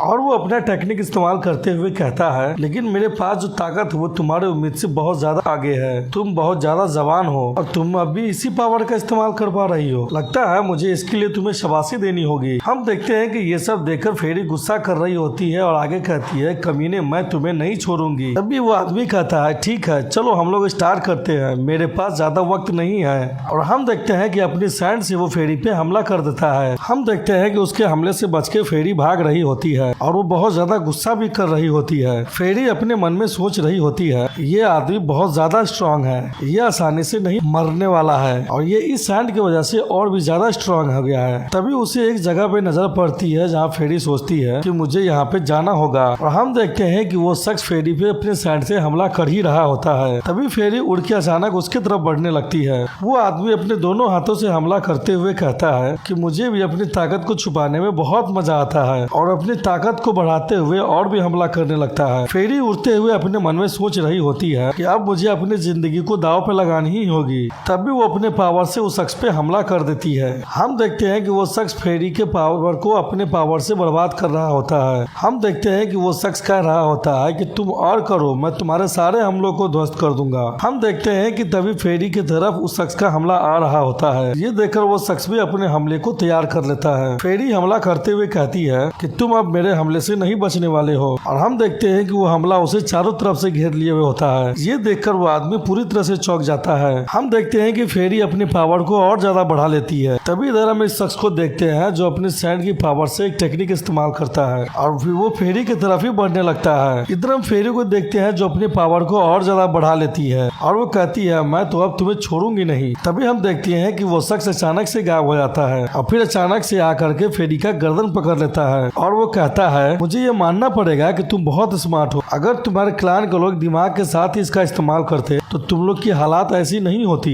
ये बहुत खराब बात है कि तुम इस तरह के विंड के पावर के साथ मेरा कुछ भी नहीं बिगाड़ सकती हो। हम देखते हैं कि ये सब सुनकर फेरी बहुत ज्यादा गुस्सा कर रही होती है। तभी हम देखते हैं कि उसका सैंड आकर फेरी के हाथ और पांव को जकड़ लेता है। वो शख्स कहता है, मुझे ये नहीं मालूम है कि तुम जिलिंग किंगडम में क्या कर रही हो, लेकिन तुम बहुत ताकतवर हो। तुम हम लोग को ज्वाइन कर लो और हमारे मास्टर बोर्ड तुम्हें बहुत ज्यादा पावर देंगे। ये सुनकर फेरी गुस्सा करते हुए कहती है, तुम सब सठिया गए हुए हो, मैं तुम लोग को नहीं छोड़ूंगी। तुम लोग का दिमाग खराब हो गया है। यहाँ के लोग बहुत मासूम है, तुम यहाँ पे क्या कर रहे हो। तभी हम देखते हैं कि वो शख्स एक खोपड़ी निकालते हुए कहता है कि तुम बिल्कुल सही कह रही हो कि लॉर्ड वोल्ट को अभी इन लोगों की एनर्जी की जरूरत है, तो उस एनर्जी के लिए हम लोग यहाँ पे आए हैं। जब लॉर्ड वोल्ट पूरी तरह से ठीक हो जाएंगे तब यहाँ पे हम डिमॉन्स का राज चलेगा। और वो हंसते हुए कहता है, इसके बाद इस पूरी दुनिया को हम डिमॉन्स लोग कंट्रोल करेंगे। तभी वो फेरी कहती है, नहीं, हम लोग तुमसे नहीं जुड़ने वाले हैं। ये सुनकर वो आदमी कहता है, अच्छा तो ठीक है। फेरी कहती है, यहाँ पे 3 तरह के लोग रहते हैं, इंसान, डीमोन और इमोर्टल, जिसकी वजह से यहाँ पे पूरी तरह से बैलेंस बना हुआ है और यह बैलेंस तुम्हारे बेकार की खुदगर्जी की वजह से बिगड़ जाएगा। तुम अपने ही लोगों को डीमन वर्ल्ड में मार देते हो, जो कि ये सब बिल्कुल गलत है और मेरे लोग इसके खिलाफ थे और ये सब नेचर के भी खिलाफ है। इसलिए तुमने हमारे पूरे क्लैन को साफ कर दिया और बाकी जो लोग बचे हुए थे वो लोग इधर उधर भाग गए थे। चाहे कुछ भी हो जाए, मैं किसी भी कीमत पे तुम्हें ज्वाइन नहीं करूंगी। तभी वो आदमी कहता है, ठीक है, तब तो तुम नर्क में जाओ। और हम देखते हैं कि वो अपने साइड से उस पर हमला कर देता है, जिसकी वजह से फेरी को बहुत ज्यादा दिक्कत हो रही होती है। तभी हम देखते हैं कि कोई शख्स आता है और सारे बालू को चीरते हुए फेरी को वहाँ से निकाल देता है। ये देखकर वो शख्स भी चौंक जाता है। हम देखते हैं कि वो कोई और नहीं बल्कि हेना होती है। तभी हेना कहती है, मैं लोग, क्या तुम ठीक हो। फेरी कहती है, हाँ। हेना कहती है, मैंने फील किया है कि इसका स्पिरिचुअल पावर बहुत मजबूत है, इसलिए हम लोग को यहाँ से जाना होगा। फेरी कहती है, तुम ठीक कर रही हो, यहाँ से जल्दी चलो। ये देखकर वो शख्स कहता है, क्या तुम यहाँ से भागना चाहती हो। ये कहकर वो उस पर हमला कर देता है और कहता है, मैं तुम्हें किसी भी कीमत पे यहाँ से भागने नहीं दूंगा। तभी हम देखते हैं कि हेना भी उस पर हमला कर देती है और हमले करके उसके हमले को रोक देती है। हेना कहती है, मेरा हमला काम कर रहा है। तभी फेरी कहती है, नहीं, उसने हम लोग को किसी मकसद से रोक लिया है। इधर हम उस शख्स को देखते हैं जो कहता है, ओ तो तुम वाटर मैजिक इस्तेमाल कर सकती हो और मुझे इसे रिकवर होने में थोड़ा समय लगेगा। ये देखकर फेरी कहती है कि तुम्हारा अटैक इस पे काम कर रहा है और उसके पावर गेन करने का एबिलिटी भी थोड़ा कम हो गया है। मेरे पास इस सभी चीज को खत्म करने का एक टेक्निक है। तो फेरी कहती है ना, क्या तुम अपनी शक्ति मेरे साथ जोड़ के इसको अपने हमला करने में इस्तेमाल कर सकती हो। हेना कहती है, हाँ, क्यों नहीं। फेरी कहती, ठीक है, तब तो हम दोनों मिलकर इसे हरा देंगे। अगला सीन हम महल का देखते हैं, जहाँ पे मेड कह रही होती है कि महारानी, आज का सेलिब्रेशन बहुत ज्यादा अच्छा गया है। कंट्री के जितने भी लोग हैं इसके लिए आपको सब शुक्रिया अदा कर रहे हैं। क्वीन कहती है, मैं कुछ समय पहले इस तख्त पे बैठी हूँ, तो मैं इतने कम समय में इन सभी चीज को नहीं कर पाती। इस सब के लिए मुझे अपने साथी को धन्यवाद कहना चाहिए और तुम्हारे लिए ये भी बहुत मुश्किल रहा होगा। तुम मेरे साथ ही बड़ी हुई हो और तुम मेरे साथ बहुत ज्यादा मेहनत भी की हो। जाओ, जाकर तुम अब कुछ आराम कर लो। तभी वो मेड कहती है, आपका ये नौकर आपके सारे हुक्म का पालन करेगी और आपका बहुत शुक्रिया। तभी हम देखते हैं कि वहाँ पे एक गार्ड आ जाती है और वो कहती है कि फर्स्ट एम्पायर ने कहा है कि वो आपसे मिलने के लिए आपको बोले। ये सुनकर वो मेड एकदम से चौंक जाती है और वो कहती है, क्या फर्स्ट एम्पायर। तभी क्वीन अपने उस मेड से कहती है कि तुम मेरे पीछे आ जाओ। क्वीन उस गार्ड से कहती है कि पिछले एम्पायर इस जगह के, इस पैलेस के सीक्रेट जगह पे है और ये बात इस कंट्री के लिए बहुत ज्यादा सीक्रेट है। तुम तो एक मामूली सी गार्ड है, तो तुम्हें सबके बारे में कैसे पता चला। और वो सब चीज छोड़ो, इम्पीरियल गार्ड के अलावा किसी और को एम्पायर के रूम में आने की इजाजत नहीं है। मुझे ऐसा लगता है कि तुम इस पैलेस के नियम कानून को नहीं जानती हो। और उसके सामने तलवार निकालते हुए क्वीन कहती है कि अब मुझे बताओ कि तुम कौन हो। हम देखते हैं कि सारे गार्ड उसे चारों तरफ से घेर लिए होते हैं। क्वीन कहती है, जल्दी से इसे बंदी बना लो। हम देखते हैं उस शख्स को जो कुछ सोच रही होती है। इधर हम चैन साहब को देखते हैं जो कह रहा होता है कि क्यों, आखिरकार मैं ही क्यों। अब यहाँ पे एक मिशन निकला है, उसे मैं ही क्यों लूं। और ये मिशन तो इस रैंक का है, आखिर यहाँ पे क्या होने वाला है। तभी हम चैन साहब का शक्ल देखते हैं जो बहुत अजीब तरह से बनाए हुए होता है और वो अपने मन में सोचता है, मैं तो एक मामूली सा स्टूडेंट हूँ, मैं तो बस दिखावा करता था कि मैं बहुत ज्यादा स्ट्रॉन्ग हूँ, तो आखिरकार अब मैं क्या करूँ। तभी सिस्टम कहता है, डियर होस्ट, आप बहुत ज्यादा लकी है, आपने एक्चुअल में छुपे हुए मिशन को एक्टिवेट कर दिया है। तभी चैन साहब अजीब सा शक्ल बनाकर सिस्टम से कहता है, ये मिशन तुम्हारे लिए है, जब भी मुझे तुम्हारी जरूरत पड़ती है तुम तो आराम से निकल लेते हो। उस वक्त मुझे ये भी नहीं मालूम होता है है कि मुझे करना क्या है। तभी सिस्टम कहता है कि होस्ट अगर आप इस मिशन को कंप्लीट कर लोगे तो सिस्टम आपका कोई भी इच्छा पूरी कर देगा। ये सुनकर चेंसा एकदम से शॉक्ड हो जाता है और कहता है क्या कोई भी इच्छा? तुम मेरी कोई भी इच्छा पूरी कर सकते हो? तभी सिस्टम कहता है और नहीं तो क्या मैंने आपसे कभी झूठ बोला है? चेंसा अपने मन में सोचता है लेकिन मुझे तुम पे विश्वास क्यों नहीं हो रहा है। तभी वो जगह पूरी तरह से हिलने लगता है। चेंसा कहता है यहाँ पे क्या हुआ है? क्या यहाँ पे किसी तरह का भूकंप आया है? तभी वहाँ पे गार्ड आता है और कहता है मिरेकल डॉक्टर क्या आप ठीक हैं? यहाँ पे कुछ अजीब हो रहा है। तभी चेंसा कहता है मैं तो ठीक हूँ लेकिन यहाँ पे क्या हुआ है? वो गार्ड शॉक्ड होते हुए कहता है कि महारानी के कमरे में एक धमाका हुआ है। ये सुनकर चेंसा एकदम से शॉक्ड हो जाता है और कहता है क्या महारानी के कमरे में धमाका हुआ है? और वो तेजी से उठकर दौड़ते हुए कहता है कि मुझे इसकी उम्मीद नहीं थी कि ये सब इतना जल्दी हो जाएगा। इधर हम क्वीन का सीन देखते हैं जहाँ पे क्वीन को बहुत ज्यादा चोट लगी हुई होती है और उसका सारा गार्ड मर गई होती है। तभी क्वीन कहती है तुम अपना असली चेहरा क्यों नहीं दिखाते हो? तुम छुप क्यों रहे हो? क्या तुम्हारे पास इस क्वीन को अपना चेहरा दिखाने की हिम्मत भी नहीं है? तभी वो गार्ड कहता है ठीक है अब मैं भी ये सब ड्रामा नहीं कर सकती हूँ। तभी हम देखते हैं कि वो अपने कपड़े को उतारते हुए कहता है मुझे मानना पड़ेगा कि तुम्हारा देखने का जो नजरिया है वो बहुत ज्यादा स्ट्रांग है। अगर तुम मुझे आसानी से हिंगजेट दे देती हो तो मैं तुम लोगों को कुछ नहीं करूंगा। तभी क्वीन कहती है ओह तो तुम तो चौथे प्रिंस हो और ड्रैगन क्लैन भी डीमन किंग के लिए काम कर रहा है। तभी वो शख्स कहता है कि ड्रैगन क्लैन में तो सभी लोग बेवकूफ है, केवल डीमन किंग ही है जो हम लोग को बचा सकते हैं। फोर्थ प्रिंस कहता है कि वो हिंगजेट दरवाजे के पीछे है, तुम उसे मेरे लिए खोलो नहीं तो मैं तुम्हारा जान ले लूंगा। ये सुनकर क्वीन जोर जोर से हंसने लगती है और कहती है क्या तुम मेरी जिंदगी ले लोगे? फिर वो सीरियस चेहरा बनाते हुए कहती है क्या तुम्हें लगता है कि मैं मौत से डरती हूँ? और तुम्हें क्या लगता है कि मैं इस कंट्री की क्वीन क्यों हूँ? ड्रैगन क्लैन के फोर्थ प्रिंस वो अपने मकसद से भटक गया हुआ है और वो डीमन किंग की सेवा करता है। अगर ओल्ड ड्रैगन किंग को ये सब पता चलेगा तो वो तुम पे बहुत प्राउड फील करेगा। और तुम्हें क्या लगता है कि जीलिंग किंगडम तुम्हारे ही तरह है और तुम्हें लगता है कि मैं मरने से डरती हूँ? तभी फोर्थ प्रिंस कहता है ठीक है मैं देखता हूँ कि तुम्हें आप कौन बचाता है। तभी हम देखते हैं कि क्वीन के पीछे से एक जंजीर आने लगता है। तभी क्वीन कहती है कि ये कंट्री बहुत ज्यादा मजबूत है। हम देखते हैं कि वो सारी जंजीर फोर्थ प्रिंस की तरफ जाने लगता है। फोर्थ प्रिंस उस सारी जंजीरों को डच कर लेता है और वो कहता है कि अगर तुम मेरे साथ हाथ नहीं मिलाओगे तो मैं तुम सभी को मार दूंगा। और हम देखते हैं कि फोर्थ प्रिंस अपना हमला तैयार कर लेता है। ये देखकर क्वीन कहती है जल्दी से फोर्थ फेज का फॉर्मेशन बनाओ। और फोर्थ प्रिंस का हमला जैसे ही क्वीन को लगने वाला होता है कि एक गार्ड आकर उसके हमले को रोक देती है और कहती है महारानी हम लोग आपको बचाने के लिए आ गए हैं। और दूसरा गार्ड उस पर हमला करते हुए कहती है जो भी इस पैलेस में आज घुसपैठ किया है वो जरूर मरेगा। और हम देखते हैं कि वो शख्स जैसे ही फोर्थ प्रिंस पे हमला करती है कि फोर्थ प्रिंस अपने हाथों से उसको हमले को रोक देता है और वो कहता है ये हमले तो मेरे लिए किसी बचकाने हरकत की तरह है। तभी हम देखते हैं कि जंजीर उसकी तरफ बढ़ने लगता है और कहता है ठीक है अब मैं हमला करता हूँ। तभी हम देखते हैं कि एक और वॉरियर अपने जंजीर से उस पर हमला कर देती है। पहले वाली वॉरियर उसे मारकर नीचे गिराते हुए कहती है कि अब तुम नीचे जाओ। और हम देखते हैं कि चैन वाली वॉरियर अपनी चैन से उसे जकड़ लेती है।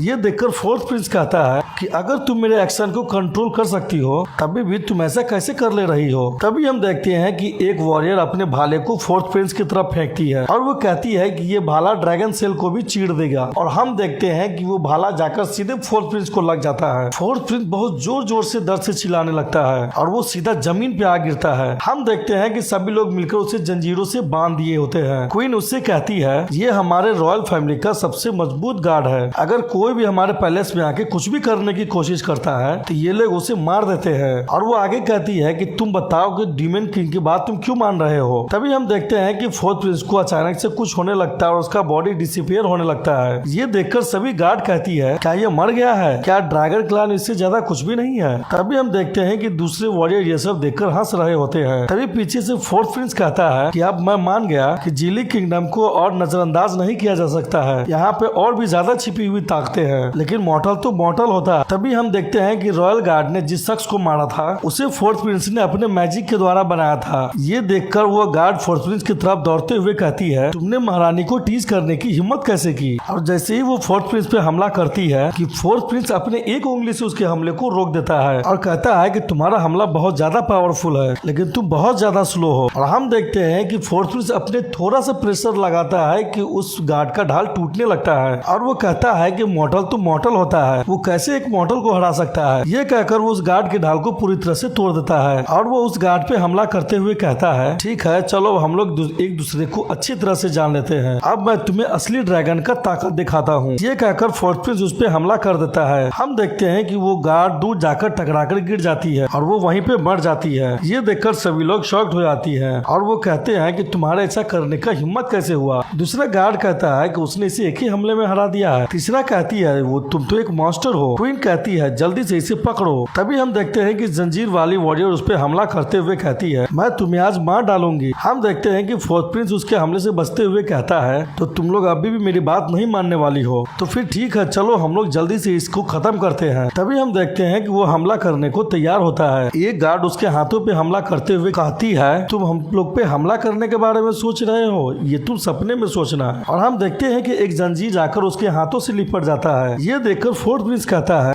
कि इस जंजीर के होने की वजह से मैं अपना स्पिरिचुअल पावर इस्तेमाल नहीं कर पा रहा हूँ। तभी भाले वाली वॉरियर उस पर हमला करते हुए कहती है तुम किधर देख रहे हो। और जैसे ही वो अपने भाला से उस पर हमला कर दिया उसका भाला उसके जिस्म से टकराकर टूट जाता है। ये देखकर वो वॉरियर एकदम से शॉक्ड हो जाती है और वो कहती है क्या मेरा हथियार टूट गया है। फोर्थ प्रिंस गुस्सा करते हुए कहता है तुमने मुझे क्या समझ रखा है, मैं एक ड्रैगन का डिसेंडेंट हूँ। और वो अपने पावर को रिलीज करता है। ये देखकर वो वॉरियर एकदम से शॉक्ड हो जाती है। दूसरा वॉरियर कहती है कि क्वीन लॉन्ग तुम क्या कर रही हो, तुम वहाँ से जल्दी से हटो। चैन वाली वॉरियर कहती है मैंने इसके स्पिरिचुअल पावर को शील्ड कर दिया है, जल्दी से जाकर क्वीन लॉन्ग को बचाओ। तभी फोर्थ प्रिंस कहता है तुमने इस जंजीर के जरिए मेरे स्पिरिचुअल पावर को शील्ड कर दिया है, क्या तुम अपने आप को कुछ ज्यादा ही मजबूत नहीं समझ रही हो। क्या तुमने ये कभी सोचा भी है कि अगर तुम किसी की पावर को कंट्रोल नहीं कर पाती हो तो तुम्हारा क्या हाल होगा। तभी हम देखते हैं कि फोर्थ प्रिंस अपने पावर को बढ़ा देता है और हम देखते हैं कि चैन वाली वॉरियर जो उसके पावर को शील्ड किया रहता है उससे कुछ साइड इफेक्ट होने लगता है और उसके बाद वो वॉरियर वहीं पे मर जाती है। दूसरी वॉरियर कहती है कि तुम्हें क्या हुआ है और उस वॉरियर को मरा हुआ देख वो दूसरे वॉरियर बहुत गुस्सा करने लगती है। वो फोर्थ प्रिंस की तरफ बढ़ते हुए कहती है तुम तो एक जल्लाद हो। फोर्थ प्रिंस अपना हमला तैयार करते हुए कहता है कि तुम्हें इसके लिए खुद को दोष देना चाहिए कि तुम मेरे विरोधी हो। तभी हम देखते हैं कि फोर्थ प्रिंस उस वॉरियर को एक पंच मारता है जिसकी वजह से उस वॉरियर के मुंह से खून आने लगता है। ये देखकर फोर्थ प्रिंस कहता है तुम लोग तो मेरे सामने कीड़े के समान हो, मैं जब चाहूँ तुम्हें मसल सकता हूँ। और हम देखते हैं कि यह कहकर फोर्थ प्रिंस उसे जमीन पे फेंक देता है। हम देखते हैं कि एक वॉरियर जो सदमे में थी वो पूरी तरह से शॉक्ड हो जाती है। फोर्थ प्रिंस आगे बढ़ते हुए कहता है कि तुम जल्दी से वो जीत मेरे हवाले कर दो, नहीं तो तुम्हारा हाल तुम्हारे साथियों के जैसा होगा।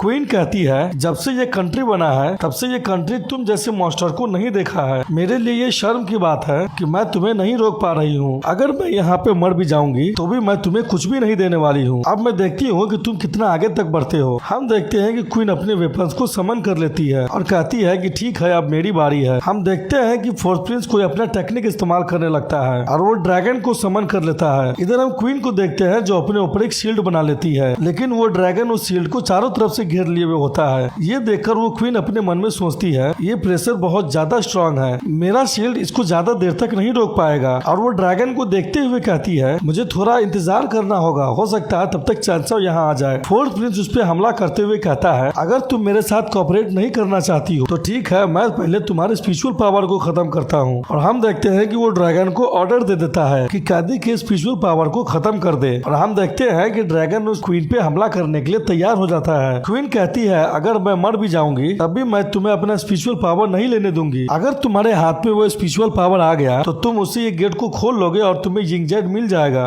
और हम देखते हैं कि क्वीन भी पूरी तरह से तैयार हो जाती है। तभी हम देखते हैं कि आसमान से एक जोरदार हमला आता है और ड्रैगन को चीर देता है। ये देखकर फोर्थ प्रिंस एकदम से घबरा जाता है। क्वीन कहती है ओह तो वो आ गया है। हम चेंसा को देखते हैं जो ड्रैगन पे हमला कर रहा होता है। ये देखकर क्वीन कहती है चेंसा आखिरकार तुम आ ही गए। हम देखते हैं कि चेंसा को क्वीन कुछ कहने वाली होती है। तभी चेंसा कहता है ठीक है मैं यहाँ आ गया हूँ, यहाँ से मैं सब कुछ आगे देख लूंगा। और वो फोर्थ प्रिंस से कहता है हेलो मॉन्स्टर, तुम्हारे पास किस तरह का स्किल है कि तुम जिलिंग कंट्री में खेल खेलने के लिए आ गए। और वो फोर्थ प्रिंस को चिढ़ाते हुए कहता है कि तुम अब आ जाओ, तुम्हारा दुश्मन अब मैं हूँ। फोर्थ प्रिंस कहता है ओ तो जिलिंग कंट्री में अब एक मेन भी है, ये तो बहुत आश्चर्य की बात है। मुझे लगता है कि ये कंट्री अपने नियम कानून बदल रहा है। और हम देखते हैं कि वो अपना हमला तैयार करते हुए कहता है कि इससे कोई फर्क नहीं पड़ता है मैं तुमसे बात करूँ या ना करूँ। और हम देखते हैं कि वो यह कहकर चेंसा पे हमला कर देता है। चेंसा अपने तलवार को एक्टिवेट करते हुए कहता है ठीक है मैं भी तुम पे हमला करता हूँ। चेंसा कहता है ठीक है, मैं अपने तलवार से तुम पे थंडर अटैक करूंगा। तभी क्वीन घबराते हुए कहती है कि चेंसा तुम अपने ऊपर देखो। हम देखते हैं कि फोर्स प्रिंस ऊपर पहुंच गया होता है और चेंसा कहता है क्या वो ऊपर पहुंच गया। तभी हम देखते हैं कि फोर्स प्रिंस अपना हमला चेंसा पे कर देता है, लेकिन चेंसा भी अपने हथियार से उसके हमले को रोक देता है। हम देखते हैं कि फोर्स प्रिंस का हमला इतना पावरफुल होता है कि चेंसा का पांव जमीन में धंसने लगता है। ये देखकर फोर्स प्रिंस कहता है तो तुम अब भी मेरे हमले को रोक सकते हो। तभी चेंसा कहता है तुम्हारा हमला बहुत स्ट्रांग है, मैं तुम्हारे हमले को सिर्फ रोक ही नहीं सकता हूँ बल्कि उसे खत्म भी कर सकता हूँ। तभी हम चेंसा की आंखों को देखते हैं जो लाल हो गया हुआ होता है और हम चेंसा के हथियार को देखते हैं जो एक भाले का शक्ल ले लिया रहता है और वो उस भाले से फोर्स प्रिंस पे हमला कर देता है। इधर हम फोर्स प्रिंस को देखते हैं जो वो भी अपने हमले को तैयार कर रहा होता है। ये देखकर चेंसा कहता है तुम अब भी अपने हमले को तैयार कर रहे हो, ठीक है तो तुम मेरे स्पीड को मैच करो। और हम देखते हैं कि चेंसा उसके चारों तरफ इधर उधर करने लगता है और अचानक से अपनी एनर्जी से उस पर हमला कर देता है। क्वीन चेंसा की तरफ दौड़ते हुए आती है और कहती है क्या तुम ठीक हो।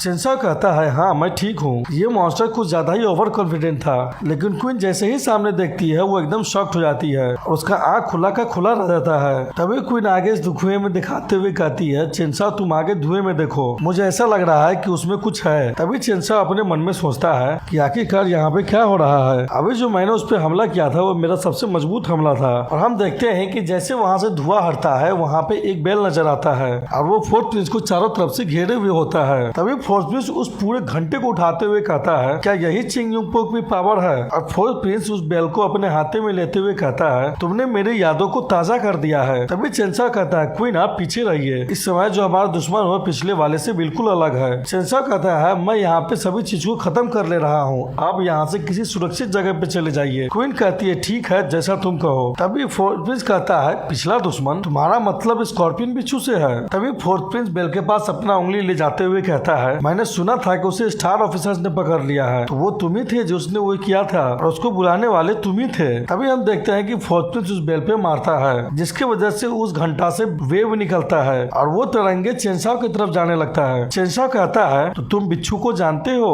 ओह तो तुम सब साथ में हो। और हम देखते हैं कि वो तरंगे जैसे ही चेंसा के पास पहुंचता है कि चेंसा के मुंह पे एक जोरदार धमाका होता है जिसके वजह से चेंसा का मुंह बुरी तरह से घायल हो जाता है और वो जमीन पे गिरने लगता है और गिरते हुए अपने मन में सोचता है ये अभी क्या हुआ है, ये किस तरह का मूव था। वो हमला फिर से करते हुए फोर्स प्रिंस कहता है इस मूव का नाम वॉइस ऑफ ड्रैगन है। अभी हम देखते हैं कि चेंसा की तरफ और भी धमाके होने लगते हैं और जैसे ही धुआं हटता है कि फोर्स प्रिंस चेंसा के पास जाता है और वो देखता है कि चेंसा का हालत बहुत ज्यादा खराब हो गया हुआ होता है। उसे देखकर फोर्स प्रिंस कहता है हो सकता है कि हम लोग उस चीज के लिए लड़ रहे हो जिसे हम लोग प्रोटेक्ट करना चाह रहे हो। और वो वहाँ से जाते हुए कहता है कि मैं समझ रहा हूँ लेकिन तुम अभी बहुत ज्यादा कमजोर हो। तभी चेंसा कहता है तुम रुको और वो खड़ा होते हुए कहता है तुम खुद को ज्यादा आंकने की कोशिश मत करो और तुम क्या समझ रहे हो, मैं अपने लोगों की सुरक्षा करने के लिए कर रहा हूँ और तुम जो कर रहे हो उससे दूसरे की बर्बादी होगी, तो हम दोनों एक जैसे नहीं हैं। मुझे पता नहीं है कि तुम आखिर करना क्या चाहते हो, लेकिन अगर तुम यहाँ से जाना चाहते हो तो तुम्हें मेरे लाश से गुजरनी होगी। तभी फोर्स प्रिंस मन में सोचता है कि कमजोर लोग किसी भी चीज को नहीं बचा सकते हैं, उन लोगों की नियति में ही लिखा होता है कि वे लोग आराम से मारे जाए। तभी हम देखते हैं कि चेंसा अचानक से उसके पास पहुंच जाता है और कहता है ठीक है तब हम लोग ट्राई करते हैं। और हम देखते हैं कि चेंसा हमला करने के लिए तैयार होता है। ये देखकर फोर्स प्रिंस पीछे हट जाता है और कहता है इसकी स्पीड तो बहुत ज्यादा बढ़ गई है। हम देखते हैं कि चेंसा उस पर हमला करने लगता है और कहता है कि ठीक है अब देखो मैं क्या करता हूँ। प्रिंस पीछे हटते हुए कहता है हम दोनों बहुत ज्यादा नजदीक हैं और मैं अभी अपने ड्रैगन वॉइस का इस्तेमाल नहीं कर सकता हूँ, इसको बहुत ज्यादा चोट लगी है, फिर भी ये इतनी हाई स्पीड को कैसे मेंटेन कर रहा है, मुझे इसको हराने के लिए पहले खुद को दूर करना होगा। तभी हम देखते हैं कि फोर्स प्रिंस अपने बेल को आगे कर लेता है और हमला करने के लिए तैयार हो जाता है। तभी हम देखते हैं कि चेंसा भी अपने स्ट्रेंथ स्मान का इस्तेमाल करता है, इससे उसकी स्पीड और भी ज्यादा बढ़ जाती है।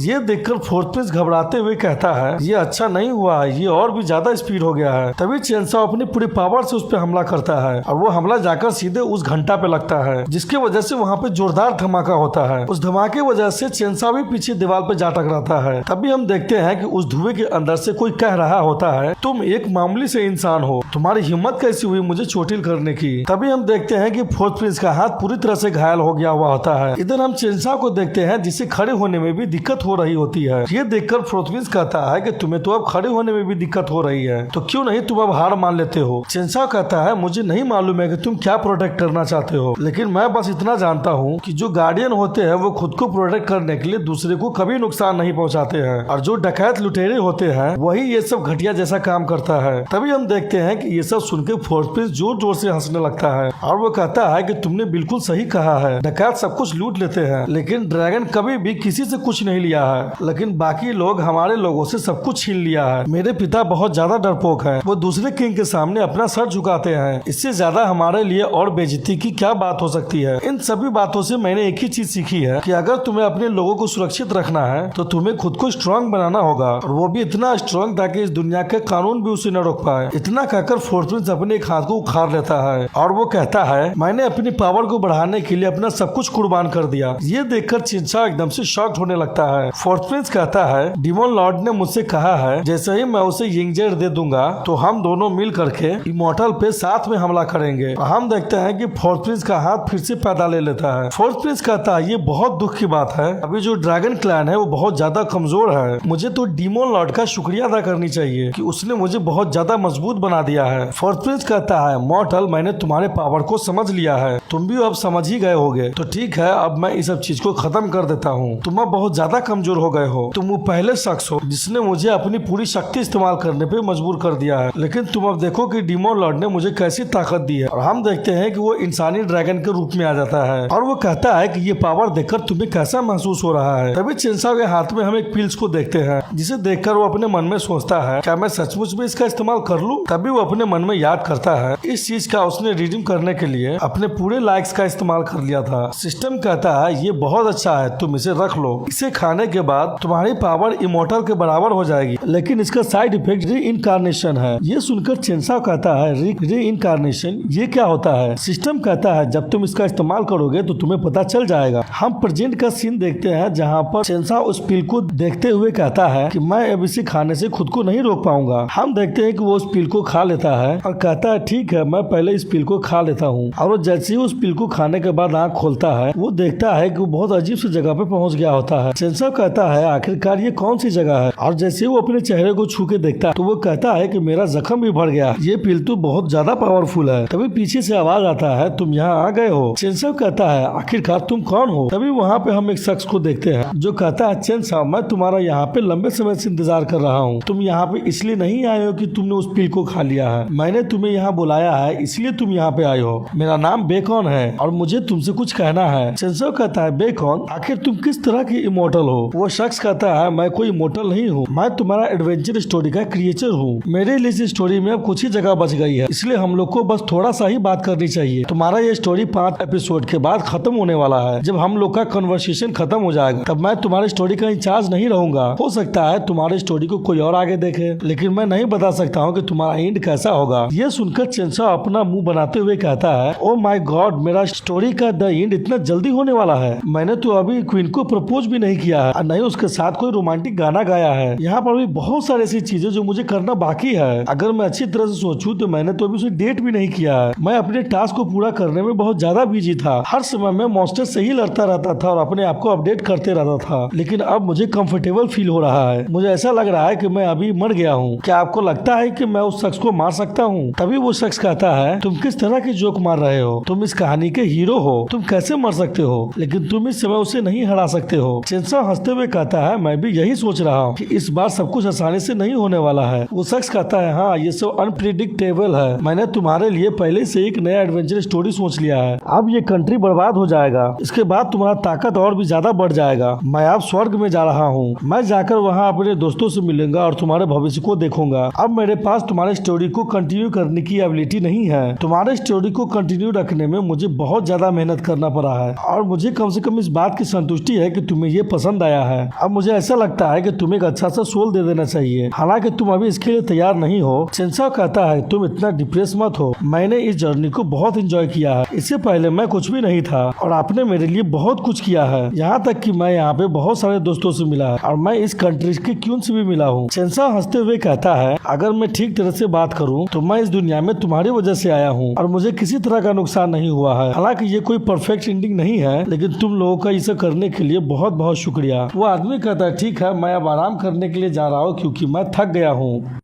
वो शख्स कहता है ठीक है, जाते हुए मैं तुम्हें गिफ्ट देता हूँ, मैं तुम्हें बहुत सारी डिवाइन पावर दे रहा हूँ, अब तुम इमॉर्टल नहीं रह जाओगे। तुम्हारे अभी जिससे लड़ रहे थे वो तुम्हें मारने वाला था, लेकिन तुम्हारे अंदर जो सिस्टम है उसने ऐसा नहीं होने दिया है। तभी चेनसाओ कहता है इसका कहने का मतलब वो सिस्टम है। वो आदमी वहाँ से गायब होते हुए कहता है चेनसाओ अब आगे की रास्ता तुम्हें खुद तय करना है, तुम्हारे अंदर जो आदमी छुपा हुआ है अब उसे बाहर निकाला जाएगा। और हम देखते हैं कि एक अजीब सा पावर आकर चेनसाओ के अंदर घुस जाता है। तभी चेनसाओ कहता है कि इसके मिलने से मुझे बहुत अच्छा लग रहा है, लेकिन मेरे साथ कुछ भी नहीं हुआ है, मुझे अभी भी उससे बहुत सारा सवाल करना था लेकिन मैं नहीं कर पाया हूँ। तभी हम देखते हैं कि चेनसाओ के शरीर में बहुत सारा दर्द होने लगता है और वो अपने सर को पकड़ के जोर जोर से चिल्ला रहा होता है। तभी हम देखते हैं कि क्वीन असली दुनिया में चेनसाओ को जगा रही होती है और कह रही होती है चेनसाओ तुम उठ जाओ। चेनसाओ जैसे ही अपनी आंखें खोलता है वो देखता है कि फोर्थ प्रिंस उसे मारने के लिए आगे बढ़ रहा होता है। क्वीन कहती है बाकी सब ठीक है। तभी हम देखते हैं कि फोर्थ प्रिंस चेनसाओ पे हमला करते हुए कहता है अगर मैं यहाँ पे एग्जिस्ट नहीं करता तो सब कुछ ठीक होता। तभी हम देखते हैं कि चेनसाओ और क्वीन वहाँ से अचानक से गायब हो जाते हैं। ये देखकर फोर्थ प्रिंस कहता है इसका स्पीड तो और भी ज्यादा बढ़ गया है और हम देखते हैं कि चेनसाओ क्वीन को गोद में उठाकर दूसरी तरफ आ जाता है और कहता है महारानी मैं ठीक हूँ, मैं बस एक सपना देख रहा था। मैंने सपने में देखा कि एक इमॉर्टल जिसने मुझसे कहा कि मैं ये लड़ाई हारने वाला हूँ, मुझे नहीं पता है कि ये सच है या झूठ। चेनसाओ कहता है महारानी आप सभी लोगों को लेकर कोई सुरक्षित जगह पे चले जाइए और इस प्रिंस को आप मुझ पे छोड़ दीजिए। क्वीन कहती है नहीं, मैं भी तुम्हारे साथ रहकर इसे लड़ना चाहती हूँ। चेनसाओ आगे बढ़ते हुए कहता है आप यहाँ की क्वीन है और ये आपका कर्तव्य है कि आप अपने लोगों को बचाएं, आप मेरे बारे में चिंता मत कीजिए। वो इमॉर्टल ने मुझसे ये कहा है मैं यहाँ पे मरने वाला नहीं हूँ, मैं तो भविष्यवाणी का ही एक, और भविष्यवाणी में जिस लड़की का जिक्र किया गया था मैं वही हूँ, तो मैं कैसे मर सकता हूँ। क्वीन कहती ठीक है लेकिन तुम सही सलामत वापस आना। तभी चेनसाओ कहता है ठीक है, मैं पूरी कोशिश करूंगा कि मैं सही सलामत आऊँ। और हम देखते हैं कि वो अपना हथियार निकालकर फोर्थ प्रिंस की तरफ बढ़ते हुए कहता है कि अब मैं मॉर्टल नहीं रह गया हूँ। तभी फोर्थ प्रिंस कहता है तुम अपनी पील के जरिए मुझे हराना चाहते हो, मैं भी देखना चाहता हूँ कि तुम मॉर्टल क्या कर सकते हो। चेनसाओ गुस्सा करते हुए कहता है ठीक है, मैं भी देखना चाहता हूँ कि तुम कितने स्ट्रांग हो। और यह कहकर वो थंडर तिस्मान को बाहर निकाल लेता है जिसके जरिए वो फोर्थ प्रिंस पे हमला कर देता है और साथ ही अपना तलवार लेकर भी उसके आगे आ जाता है और जमीन पर हमला करके जमीन पे गड्ढा कर देता है। और हम देखते हैं कि गड्ढा में से एक बहुत बड़ा पत्थर निकाल लेता है। ये देखकर चेनसाओ मन में सोचता है कि मेरे हथियार का पावर भी बहुत ज्यादा बढ़ गया है, मैं भी देखना चाहता हूँ कि उस इमॉर्टल के पावर देने के बाद मैं कितना स्ट्रांग हो गया हूँ। और हम देखते हैं कि यह कहकर चेनसाओ उस पत्थर को आगे की तरफ धकेल देता है और वो पत्थर सीधा फोर्थ प्रिंस की तरफ जा रहा होता है। और हम देखते हैं कि चेनसाओ ने जिस थंडर तिस्मान को फोर्थ प्रिंस की तरफ फेंका होता है वो अभी उस पर हमला कर रहा होता है। तभी फोर्थ प्रिंस कहता है कि ड्रैगन क्लैन के लिए थंडर तिस्मान कोई भी परेशानी की बात नहीं है, लेकिन तभी वो मन में सोचता है कि थंडर फायर तिस्मान, और हम देखते हैं कि वो बिजली अचानक से आग में बदल जाती है और वहाँ पे बहुत बड़ा धमाका होता है। ये देखकर फोर्थ प्रिंस अपने मन में सोचता है कि अब मेरी बॉडी धीरे धीरे कमजोर हो रही है, ये बहुत इंटरेस्टिंग बात है। और वो अपना बिल आगे करते हुए कहता है कि अब मैं क्या करूंगा,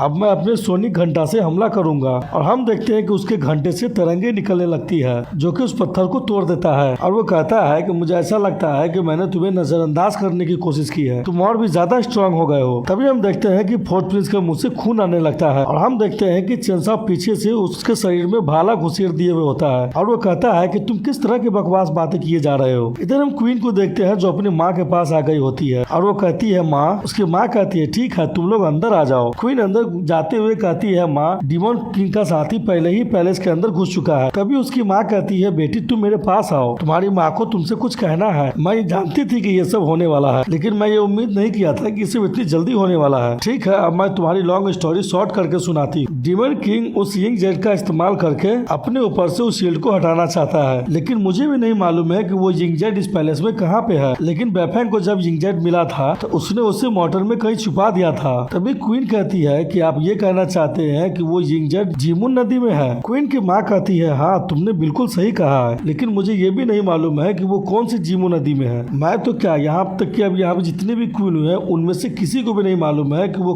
कौन सी जीमू नदी में है। यहाँ केवल एक पंख ही है जिसे जनरेशन टू जनरेशन पास किया जा रहा है। और हम देखते हैं कि क्वीन मदर उस पंख को दिखाती है और वो कहती है कि बैंगफैंग ने यहाँ पर बहुत ही बड़ा लार्ज फॉर्मेशन को सेट किया था और ये उस फॉर्मेशन का चाबी है। तभी उस पंख को उसके सामने रखते हुए कहती है ठीक है, अब तुम्हारी माँ तुम्हें सिखा रही है कि तुम जल्दी से इन सभी को लेकर यहाँ से निकल जाओ ताकि यहाँ पे होने वाले नुकसान से तुम लोग बच सको। ये सुनकर क्वीन शॉक्ड होते हुए कहती है माँ, क्या आप हम लोग के साथ अब यहाँ से नहीं जाने वाली है? क्वीन की माँ कहती है मेरी प्यारी बच्ची, मेरी जिंदगी अब खत्म ही होने वाला है। यहाँ पे कुछ ऐसी जरूरी चीज है जो उससे मुझे अपनी माँ के लिए करना है। तभी क्वीन कहती है, माँ क्या वो चीज मैं आपके लिए नहीं कर सकती हूँ? क्वीन की माँ क्वीन का सर सहलाते हुए कहती है, मेरी बच्ची तुम अब यहाँ की क्वीन हो और जीलिंग कंट्री एक दिन भी अपनी क्वीन के अलावा नहीं बिता सकती है। बाकी का रास्ता तुम्हें अब खुद ही तय करना होगा। और वो उसे यहाँ से जाने को कहती है और हम देखते हैं कि क्वीन की माँ यह कहकर दूसरी तरफ जाने लगती है और वो कहती है कि जब भविष्यवाणी का लड़का यहाँ आ गया था मैं तभी समझ गई कि ये सब बहुत जल्द होने वाला है। और हम देखते हैं कि वो एक पक्षी के पास चली जाती है और वो कहती है, मेरे पूर्वज बेफैंग डिमन किंग का साथी हमारे जीलिंग कंट्री में घुस गया है। मैं अपनी जिंदगी को कुर्बान कर रही हूँ ताकि यहाँ पर नेशनल प्रोटेक्टेड फॉर्मेशन बन सके। हो सकता है कि असिस्टर हमारे जीलिंग कंट्री को प्रोटेक्ट कर दे। और हम देखते हैं कि यह कहकर वो उस पक्षी के सर को छू देती है और वो नेशनल डिफेंस फॉर्मेशन को ओपन कर देती है, जिसके वजह से क्वीन की माँ पत्थर बनने लगती है। जैसे ही उस फॉर्मेशन को ओपन होते हुए देखता है कि फोर्थ प्रिंस का साथी सोचता है इस कंट्री का प्रोटेक्शन ऑन हो गया है। मुझे ऐसा लग रहा है कि हम लोग का प्लान कामयाब हो रहा है। मुझे नहीं पता है कि उसने सुन और को यहाँ पे लाई की नहीं। ये दो लड़कियां हैं, इनके साथ डील करने में मुझे बहुत परेशानी हो रही है। मुझे यहाँ से जल्दी से निकलना होगा। तभी वहीं पे हम फेरी और हेना को देखते हैं। वो शख्स अपना पावर एक्टिवेट करते हुए कहता है, इस सैंड की पावर को इस्तेमाल करने की वजह से मेरा आधा स्पिरिचुअल पावर खत्म हो गया है, जिसकी वजह से मैं यहाँ से जल्द से नहीं निकल सकता हूँ। लेकिन अभी भी मुझे फ्लोटिंग टेक्निक मालूम है। तभी हम देखते हैं कि फेरी अपना पावर को इस्तेमाल करते हुए कहती है ना, जल्दी से इस पे अपने पानी से अटैक करो ताकि हम लोग इसे रोक सके। और हम देखते हैं कि वो दोनों अपने पावर को मिलाकर उस पर हमला करने लगती है। ये देखकर वो आदमी सोचता है अब यही सही मौका है मुझे यहाँ से भागने का। और तभी हम देखते हैं कि वो वहाँ पे धमाका कर देता है, जिसके वजह से वहाँ पर ढेर सारी मधुमक्खी आ जाती है। ये देखकर हेना जल्दी से वहाँ पर एक वाटर शील्ड बना लेती है और हमला करने वाला शख्स मधुमक्खी का एक रूप ले लेता है और वो वहाँ से निकलते हुए कहता है, इस मधुमक्खी का रूप लेने की वजह से मेरी बहुत सारी स्पिरिचुअल पावर खत्म हो गई है। मुझे जल्दी से उस जगह पे जाना होगा जहाँ पे मेरे बॉस ने मुझे पहुँचने को कहा है। मेरे बॉस ने कहा था कि यहाँ साउथ में एक ओल्ड ट्री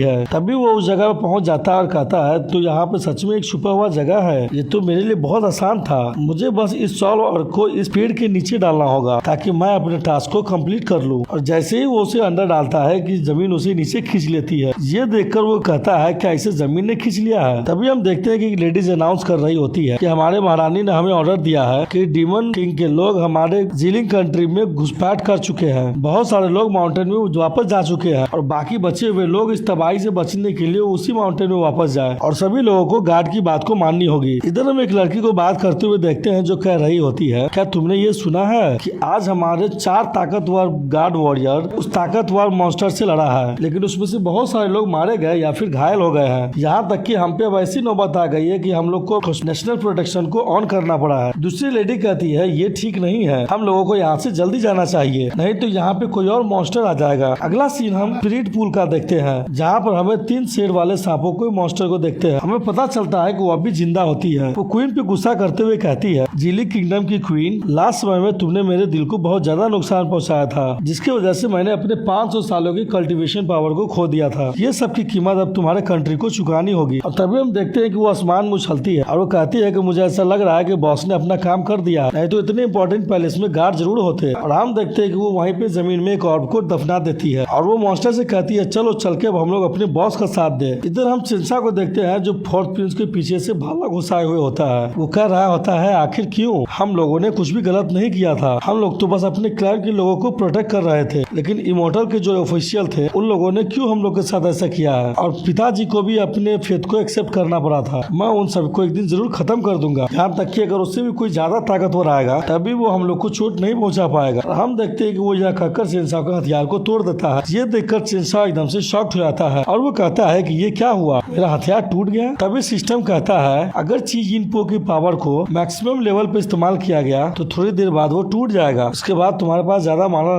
नहीं रह पाएगा। तभी वो सिस्टम को देखकर कहता है, आखिरकार तुम जगी गए हो। वो सिस्टम कहता है कि बेकॉन गाय यहाँ से चला गया है, उसने अभी मेरा बहुत सारा फेवर लिया हुआ है और उसने अपना सारा पावर तुम्हें दे दिया है। अगर तुम मुझे सपोर्ट नहीं करते तो मुझे बर्बाद ही कर दिया होता। चिंसा कहता है, ओ तो उस इमोर्टल के कहने का ये मतलब था। तभी हम देखते हैं कि फोर्थ प्रिंस चिंसा को आकर एक लात मारता है और वो कहता है कि तुम्हारी हिम्मत कैसी हुई मुझे इग्नोर करने की। और हम देखते हैं कि उस लात लगने की वजह से चिंसा उड़ रहा होता है। तभी फोर्थ प्रिंस फिर से उसके पास आते हुए कहता है, अगर तुम्हें मरने की इतनी जल्दी है तो ठीक है, मैं तुम्हें अभी मार दे रहा हूँ। और हम देखते हैं कि वो अपना सबसे पावरफुल हमला चिंसा पे करता है, जिसकी वजह से चिंसा सीधे जमीन में गिरता है। हम देखते हैं कि चिंसा बहुत ही ज्यादा घायल हो गया होता होता है। उसके बावजूद भी चेंसा हंस रहा होता है और वो कहता है कि तुमने सचमुच मुझे डिसअपॉइंट किया है। चलो ठीक है, अब मैं तुम्हें अपने सिस्टम से मिलने देता हूँ। सिस्टम, तुमने हमेशा मुझे टास्क दिया है। चलो ठीक है, अब तुम्हारी बारी। मैं चाहता हूँ कि तुम उसे बर्बाद कर दो। तभी सिस्टम अपना स्पिरिट फॉर्म लेते हुए कहता है, मैंने बस अभी थोड़ा सा रिकवरी किया है, जिसकी वजह से मैं अपना स्पिरिट पोजीशन में आ चुका हूँ। ठीक है, ये भी उसको सबक सिखाने के लिए काफी है। तभी सिस्टम कहता है, मुझे ऐसा लगा था कि मैं दोबारा तब लड़ूंगा जब अपने रियल पोस्चर में आ जाऊंगा, तब जाके मैं डीमन किंग को नंगा करके मारूंगा। ठीक है, अभी के लिए मैं इस ड्रैगन के बच्चे से ही निपट लेता हूँ। तभी चेंसा कहता है, मुझे ऐसा लग रहा है कि अभी भी तुम्हारे पास बहुत सीक्रेट है जिसे तुमने मुझे नहीं बताया है। ठीक है, अभी समझी चीजों को छोड़ो। क्या तुम्हारा कोई नाम है? उस सिस्टम कहता है, हाँ, मेरा नाम जॉनी टू वेस्ट स्ट्रॉन्गेस्ट सिस्टम है और सीधे शब्दों में तुम मुझे डाउबैंग कह सकते हो। मैं तुम्हें इसके बारे में बाद में बताऊंगा, अभी के लिए तुम सब कुछ मुझ पे छोड़ दो। अब मैं क्विंटन इक्विपमेंट को मंगा रहा हूँ। तभी चेंसा कहता है, क्विंटन इक्विपमेंट? क्या ये मंकी किंग का सामान है? तभी सिस्टम कहता है, हाँ, मैंने अपने बहुत सारे पैसों को खर्च करके उस सामान को बनाया है और ये बिल्कुल ओरिजिनल जैसा है। तभी चेंसा कहता है कि मैं तो भूल ही गया था कि मेरे पास क्लाउड बनाने वाला त्रिस्मान है। और हम देखते हैं कि चेंसा मंकी किंग के फॉर्म में आ जाता है और वो अपने पाँव के नीचे क्लाउड भी बना लेता है। ये देखकर फोर्ट प्रिंस घबराते हुए कहता है, क्या तुमने बादलों को समन कर लिया है? आखिरकार तुम कौन हो? तभी चेंसा कहता है, इससे कोई फर्क नहीं पड़ता है कि मैं कौन हूँ, मैं इस कंट्री को बर्बाद करना चाहता हूँ। तुम मुझसे अब सवाल कर रहे हो जबकि मेरे हाथ में भी एक डंडा है। और हम देखते हैं कि यह चेंसा उसके तरफ बढ़ जाता है और कहता है कि तुम्हारे पास प्रोटेक्ट करने के लिए कुछ है? मेरे पास तो कुछ है प्रोटेक्ट करने के लिए। अगर तुम मारने पे ही तुले हुए हो तो चलो यही सही। तभी हम देखते हैं कि चेंसा उस पर हमला करते हुए कहता है कि मैं तुम्हारी ये भी इच्छा पूरा कर देता हूँ। तभी ये सुनकर फोर्ट प्रिंस गुस्सा करते हुए कहता है, ये सब तो बकवास है, मेरे क्लाइम के लोगों को इमोर्टल के लोगों ने मारा था। तभी हम देखते हैं कि फोर्ट प्रिंस उड़ते हुए महल का दरवाजा तोड़कर बाहर आ जाता है और हम देखते हैं कि चेंसा बादल पर उड़ते हुए उसके पास जाके कहता है, तुमने मुझे उकसाया है तो तुम इसके लिए तुम खुद को दोष दो। और हम देखते हैं कि फोर्ट प्रिंस अब भी उड़ रहा होता है। चेंसा फिर भी उस पर मारते हुए कहता है, अब तुम मेरे डंडे का स्वाद चखो। और उस पर हमला होने की वजह से फोर्ट प्रिंस फिर से दीवार पर जाकर चिपक जाता है। तभी चेंसा कहता है कि जैसा कि मैंने ड्रैगन क्लाइम के उत्तराधिकारी से एक्सपेक्ट किया था, तुम अब भी मेरे हमले को झेल पाते हो। ठीक है, अगर तुम्हारे पास रीजनरेट करने की ताकत है तो मैं तुम्हें तब तक मारता रहूंगा जब तक तुम फिर से रीजनरेट करना बंद न कर दो। तभी वो कहता है, ची युंगपो, तुम यहाँ पे आ जाओ। हम देखते हैं कि ची युंगपो का टूटा हुआ सारा टुकड़ा उड़कर चेंसा के पास जाने लगता है और चेंसा अपने पावर से उसे कंट्रोल कर रहा होता है। इधर चेंसा ची युंगपो के टूटे हुए सारे टुकड़े को फोर्ट प्रिंस की तरफ फेंक देता है। फोर्ट प्रिंस अपने मन में सोच रहा होता है कि मैं तो अपने शरीर को हिला भी नहीं पा रहा हूँ। और हम देखते हैं कि ची युंगपो का बहुत सारा टुकड़ा जाकर उसके शरीर में लग रहा होता है और वो अपने मन में सोचता है, क्या मैं गलत हूँ? तभी चेंसा उस पर हमला करते हुए कहता है, अगर तुमने गलती की है तो तुम्हें सजा भी भुगतना होगा। और वो अपने लाठी को उस तरफ फेंकते हुए कहता है कि तुमने मुझे जितना दर्द दिया है मैं तुमको उससे दुगुना दर्द दूंगा। तभी हम देखते हैं कि फोर्ट प्रिंस का साथी सामने आकर के उस हमले को रोक देता है और कहता है, बॉस, हम लोग यहाँ पे आने में देरी कर दी है। तभी हम देखते हैं कि वहाँ का धरती फटने लगता है और तभी 3 मुंह वाले सांप निकल के बाहर आते हैं और वो कहती है, बॉस, आप इतना ज्यादा जख्मी कैसे हो गए हैं? फोर्ट प्रिंस कहता है, यहाँ पे छुपा हुआ एक पावरफुल वॉरियर है, हम लोगों को जिलिंग कंट्री को कम नहीं आंकनी चाहिए। वो सांप वाला मॉन्स्टर कहती है कि मैंने भी जब पिछली बार उस लड़की से लड़ी थी तो मुझे लगा था कि ये बिल्कुल अलग है। तभी चेंसा उसे देखते हुए कहता है, 3 मुंह वाले सांप, तुम अब तक जिंदा हो? मुझे ऐसा लग रहा है कि जो पिछली बार मरा वो तुम्हारी असल शरीर नहीं था। तभी वो सांप वाली मॉन्स्टर कहती है कि इससे फर्क नहीं पड़ता है कि तुम कौन हो, उस समय मुझे जितनी भी तकलीफ हुई थी मैं उन सभी का तुमसे बदला लूंगी। चेंसा कहता है, तुम बकवास मत करो, जल्दी से आगे आओ और मुझसे लड़ो। तभी हम देखते हैं कि चेंसा अपने डंडे से उन सभी पे हमला कर देता है और जैसे ही वो डंडा हटाता है वो देखता है कि सभी लोग वहाँ से गायब हो गए होते हैं। ये देखकर चेंसा अपने मन में सोचता है कि आखिरकार ये लोग कहाँ भाग गए। तभी वो दूसरी तरफ देखते हुए कहता है, मुझे इस तरफ से डेमन एनर्जी का आभास हो रहा है। और हम देखते हैं कि बहुत सारे मरे हुए लोग जमीन से बाहर आने लगते हैं और हम देखते हैं कि बहुत बड़ा राक्षस पैलेस के फॉर्मेशन की तरफ बढ़ रहा होता है। तभी हमें नरेटर बताता है उस सारे मॉन्स्टर ने मिलकर के और जिलिंग कंट्री को बर्बाद कर दिया है और जिलिंग कंट्री को दोबारा बनाने के लिए चेंसा ने डिसाइड किया है कि वो डीमन किंग को मार डालेगा। सिस्टम ने चेंसा को इसलिए चुना था क्योंकि सिस्टम ने चेंसा के अंदर पोटेंशियल देख लिया था कि वो अपने पावर के जरिए सभी लोगों का मदद कर सकता है। उसके बाद चेंसा को सिस्टम के सीक्रेट के बारे में बहुत बड़ा राज मालूम चला और इसी के साथ हमारा स्टोरी यहीं पे खत्म होता है। अगर आप लोग को हमारा स्टोरी अच्छा लगा हो तो आप इसी तरह अपना प्यार हम पे दिखाते रहे।